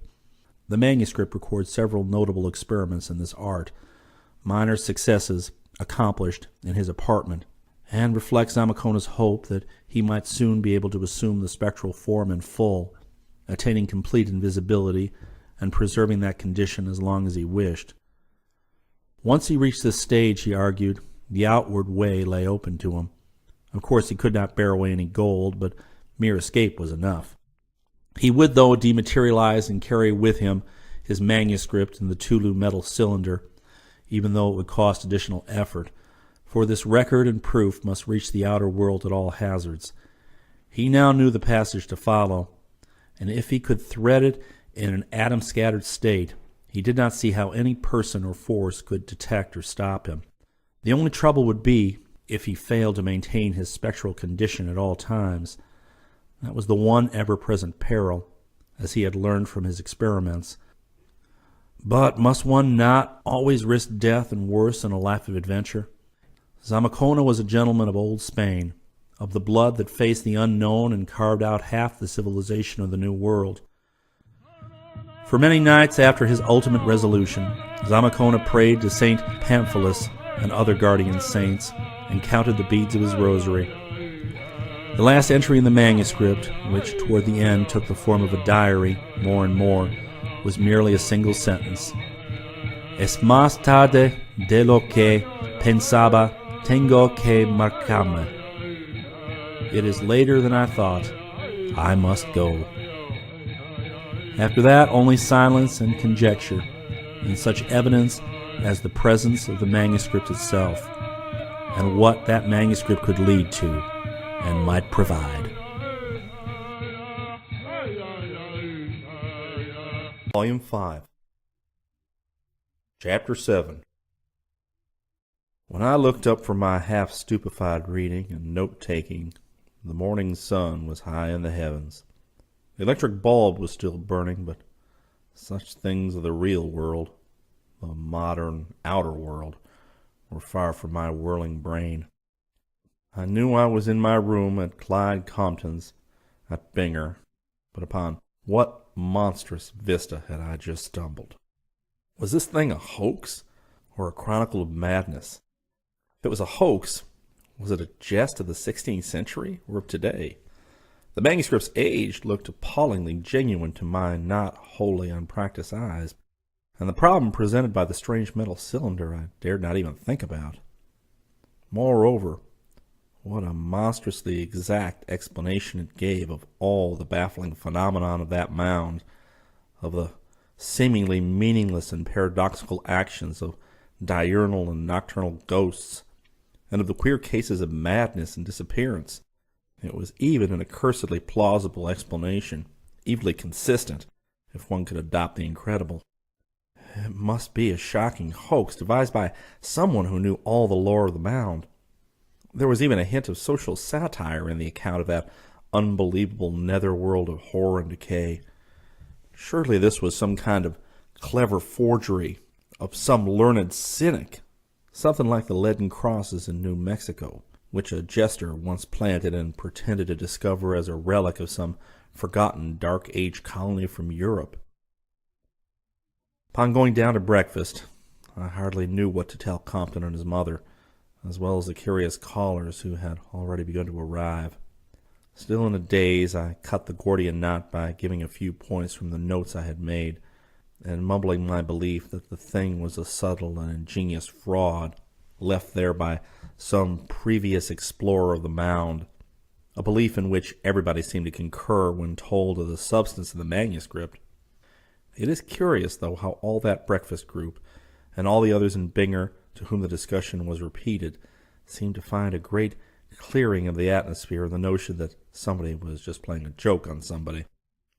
For a time, we all forgot that the known, recent history of the mound presented mysteries as strange as any in the manuscript, and as far from an acceptable solution as ever. The fears and doubts began to return when I asked for volunteers to visit the mound with me. I wanted a larger excavating party, but the idea of going to that uncomfortable place seemed no more attractive to the people of Binger than it had seemed the previous day. I myself felt a mounting horror upon looking toward the mound and glimpsing the moving speck which I knew was the daylight sentinel, for in spite of all my skepticism, the morbidities of that manuscript stuck by me and gave everything connected with the place a new and monstrous significance. I absolutely lacked the resolution to look at the moving speck with my binoculars.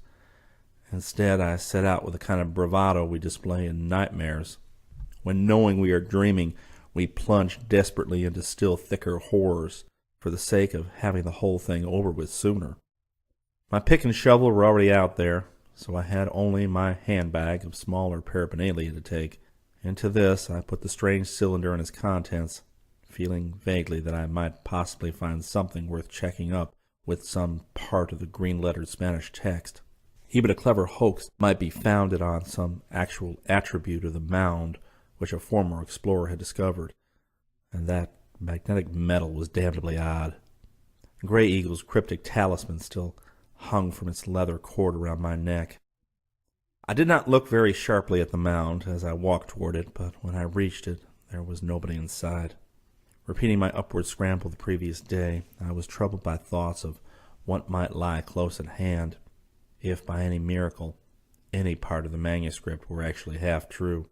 In such a case, I could not help reflecting the hypothetical Spaniard, Zamacona, must have barely reached the outer world when overtaken by some disaster, perhaps an involuntary rematerialization.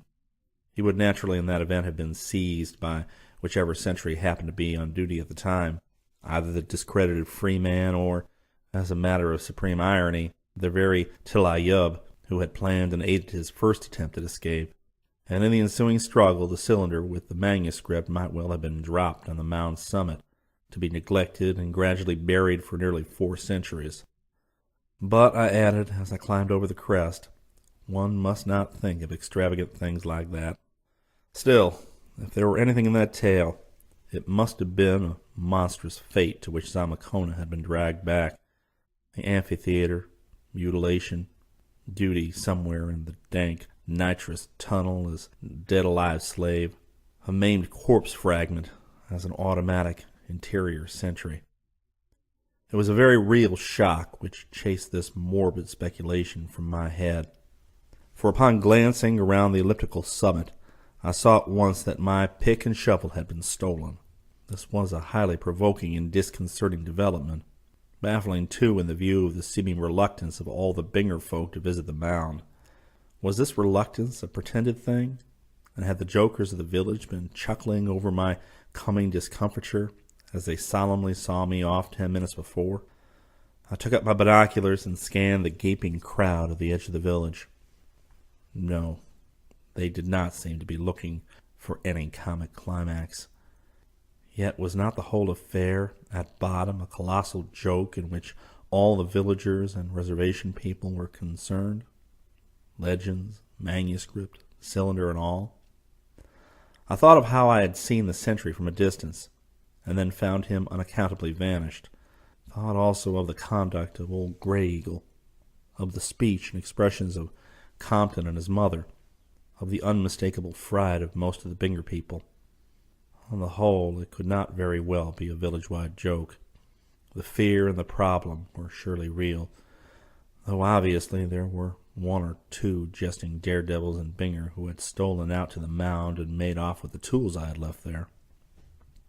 Everything else on the mound was as I had left it, brush cut by my machete, slight bowl-like depression on toward the north end, and the hole I had made with my trench knife in digging up the magnetism-revealed cylinder. Deeming it too great a concession to the unknown jokers to return to Binger for another pick and shovel, I resolved to carry out my program as best I could with the machete and trench knife in my handbag. So, extracting these, I set to work excavating the bowl-like depression which my eye had picked as the possible site of a former entrance to the mound. As I proceeded, I felt again the suggestion of a sudden wind blowing against me which I had noticed the day before, a suggestion which seemed stronger and still more reminiscent of unseen, formless, opposing hands laid on my wrists as I cut deeper and deeper through the root-tangled red soil and reached that exotic black loam underneath. The talisman around my neck appeared to twitch oddly in the breeze, not in any one direction, as when attracted by the buried cylinder, but vaguely and diffusely, in a manner wholly unaccountable. Then, quite without warning, the black, root-woven earth beneath my feet began to sink crackingly, when I heard a faint sound of sifting and falling matter far below me. The obstructing wind or forces or hands now seemed to be operating from the very seat of the sinking, and I felt that they aided me by pushing as I leapt back out of the hole to avoid being involved in any cave-in. Bending down over the brink and hacking at the mold-caked root tangle with my machete, I felt that they were against me again, but at no time were they strong enough to stop my work. The more roots I severed, the more falling matter I heard below. Finally, the hole began to deepen of itself toward the center, and I saw that the earth was sifting down into some large cavity beneath, so as to leave a good-sized aperture when the roots that had bound it were gone. A few more hacks of the machete did the trick, and with a parting cave-in and uprush of curiously chill and alien air, the last barrier gave way. Under the morning sun yawned a huge opening at least 3 feet square, and showing the top of a flight of stone steps down, which the loose earth of the collapse was still sliding. My quest had finally come to something at last. With an elation of accomplishment, almost overbalancing fear for the nonce, I replaced the trench knife and machete in my handbag, and took out my powerful electric torch, and prepared for a triumphant, lone, and utterly rash invasion of the fabulous netherworld I had uncovered. It was rather hard getting down the first few steps, both because of the fallen earth which had choked them, and because of a sinister up-pushing of a cold wind down from below. The talisman around my neck swayed curiously, and I began to regret the disappearing square of daylight above me. The electric torch showed dank, water-stained, and salt-encrusted walls fashioned of huge basalt blocks, and now and then I descried some trace of carving beneath the nitrous deposits. I gripped my handbag more tightly, and was glad of the comforting weight of the sheriff's heavy revolver in my right-hand coat pocket. After a time the passage began to wind this way and that, and the staircase became free from obstructions. Carvings on the walls were now definitely traceable, and I shuddered when I saw how clearly the grotesque figures resembled the monstrous bas-reliefs on the cylinder I had found. Winds and forces continued to blow malevolently against me, and at one or two bends I half fancied the torch gave glimpses of thin, transparent shapes, not unlike the sentinel on the mound as my binoculars had showed him. When I reached this stage of visual chaos, I stopped for a moment to get a grip on myself. It would not do to let my nerves get the better of me at the very outset of what would surely be a trying experience, and the most important archaeological feat of my career. But I wished I had not stopped at just that place, for the act fixed my attention on something profoundly disturbing. It was only a small object lying close to the wall on one of the steps below me, but that object was such as to put my reason to a severe test and bring up a line of the most alarming speculations. That the opening above me had been closed against all material forms for generations was utterly obvious from the growth of the shrub roots and the accumulation of drifting soil. Yet the object before me was most distinctly not many generations old, for it was an electric torch, much like the one I now carried, warped and encrusted in the tomb-like dampness, but nonetheless perfectly unmistakable. I descended a few steps and picked it up, wiping off the evil deposits on my rough coat. One of the nickel bands bore an engraved name and address, and I recognized it with a start the moment I made it out. It read, Jas C. Williams, 17 Trowbridge Street, Cambridge, Mass. And I knew that it had belonged to one of the two daring college instructors who had disappeared on June 28, 1915, only 13 years ago, and yet I had just broken through the sod of centuries. How had the thing got there? Another entrance, or was there something after all in this mad idea of dematerialization and rematerialization? Doubt and horror grew upon me as I wound still farther down the seemingly endless staircase. Would this thing never stop? The carvings grew more and more distinct, and assumed a narrative pictorial quality which brought me close to panic as I recognized many unmistakable correspondences with the history of Kinyan as sketched in the manuscript now resting in my handbag.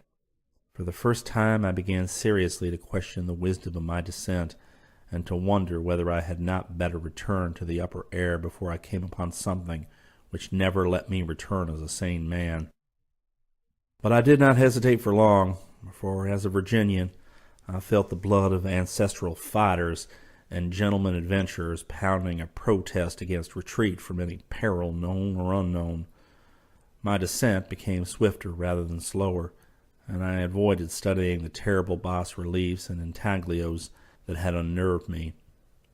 All at once I saw an arched opening ahead and realized that the prodigious staircase had ended at last. But with that realization came horror and mounting magnitude, for before me there yawned a vast, vaulted crypt of all too familiar outline, a great circular space answering in every least particular to the carving-lined chamber that was described in the Zamacona manuscript. It was indeed the place. There could be no mistake. And if any room for doubt remained, that room was abolished by what I saw directly across the great vault. It was a second arched opening, commencing a long, narrow passage, and having at its mouth two huge, opposite niches, bearing loathsome and titanic images of shockingly familiar pattern. There in the dark, unclean Yig and hideous Tolu squatted eternally, glaring at each other across the passage as they had glared since the earliest youth of the human world. From this point onward, I ask no credence for what I tell, for what I think I saw. It is too utterly unnatural, too utterly monstrous and incredible to be any part of sane human experience or objective reality. My torch, though casting a powerful beam ahead, naturally could not furnish any general illumination for such a cyclopean crypt, so I now began moving it about to explore the giant walls little by little. As I did so, I saw to my horror that the space was by no means vacant, but was instead littered with odd furniture and utensils, and heaps of packages which bespoke a populous recent occupancy. No nitrous relics of the past, but queerly shaped objects and supplies in modern, everyday use. As my torch rested on each article or group of articles, however, the distinctness of the outlines soon began to grow blurred, until in the end I could scarcely tell whether the things belonged to the realm of matter or to the realm of the spirit. All this while the adverse winds blew against me with increasing fury, and the unseen hands plucked malevolently at me and snatched at the strange magnetic talisman I wore. Wild conceits surged through my mind. I thought of the manuscript and what it said about the garrison stationed in this place. 12 dead slave Bahai and 6 living but partly dematerialized freemen. That was in 1545, 383 years ago. What since then? Zamacona had predicted change, subtle disintegration, more dematerialization, weaker and weaker. Was it Grey Eagle's talisman that held them at bay, their sacred Tolu metal? And were they feebly trying to pluck it off so that they might do to me what they had done to those who had come before? It occurred to me with shuddering force that I was building my speculations out of a full belief in the Zamacona manuscript. This must not be. I had to get a grip on myself. But, curse it, every time I tried to get a grip, I saw some fresh sight to shatter my poise still further. This time, just as my willpower was driving the half-seen paraphernalia into obscurity, my glance and torch beam had to light on 2 things of very different nature, 2 things of the eminently real and sane world. Yet they did more to unseat my shaky reason than anything I had seen before, because I knew what they were, and knew how profoundly, in the course of nature, they ought not to be there. They were my own missing pick and shovel, side by side and leaning neatly against the blasphemously carved wall of that hellish crypt. God in heaven! And I had babbled to myself about daring jokers from Binger. That was the last straw. After that, the cursed hypnotism of the manuscript got to me, and I actually saw the half-transparent shapes of the things that were pushing and plucking those leprous Pelagian things with something of humanity still clinging to them. The complete forms and the forms that were morbidly and perversely incomplete. All these and hideous other entities, including the 4-footed blasphemies with ape-like face and projecting horn, and not a sound so far in all that nitrous hell of inner earth. Then there was a sound, a flopping, a padding, a dull, advancing sound which heralded beyond question a being as structurally material as the pickaxe and the shovel. Something wholly unlike the shadow shapes that ring me in, yet equally remote from any sort of life as life is understood on Earth's wholesome surface. My shattered brain tried to prepare me for what was coming, but could not frame any adequate image. I could only say over and over again to myself, it is of the abyss, but it is not dematerialized. The padding grew more distinct, and from the mechanical cast of the tread I knew it was a dead thing that stalked in the darkness. Then, oh God, I saw it in the full beam of my torch, saw it framed like a sentinel in the narrow passage between the nightmare idols of the serpent Yig and the octopus Tolu. Let me collect myself enough to hint at what I saw, to explain why I dropped my torch and handbag and fled empty-handed in the utter blackness, wrapped in a merciful unconsciousness which did not wear off until the sun and the distant yelling and the shouting from the village roused me as I lay gasping on top of the accursed mound.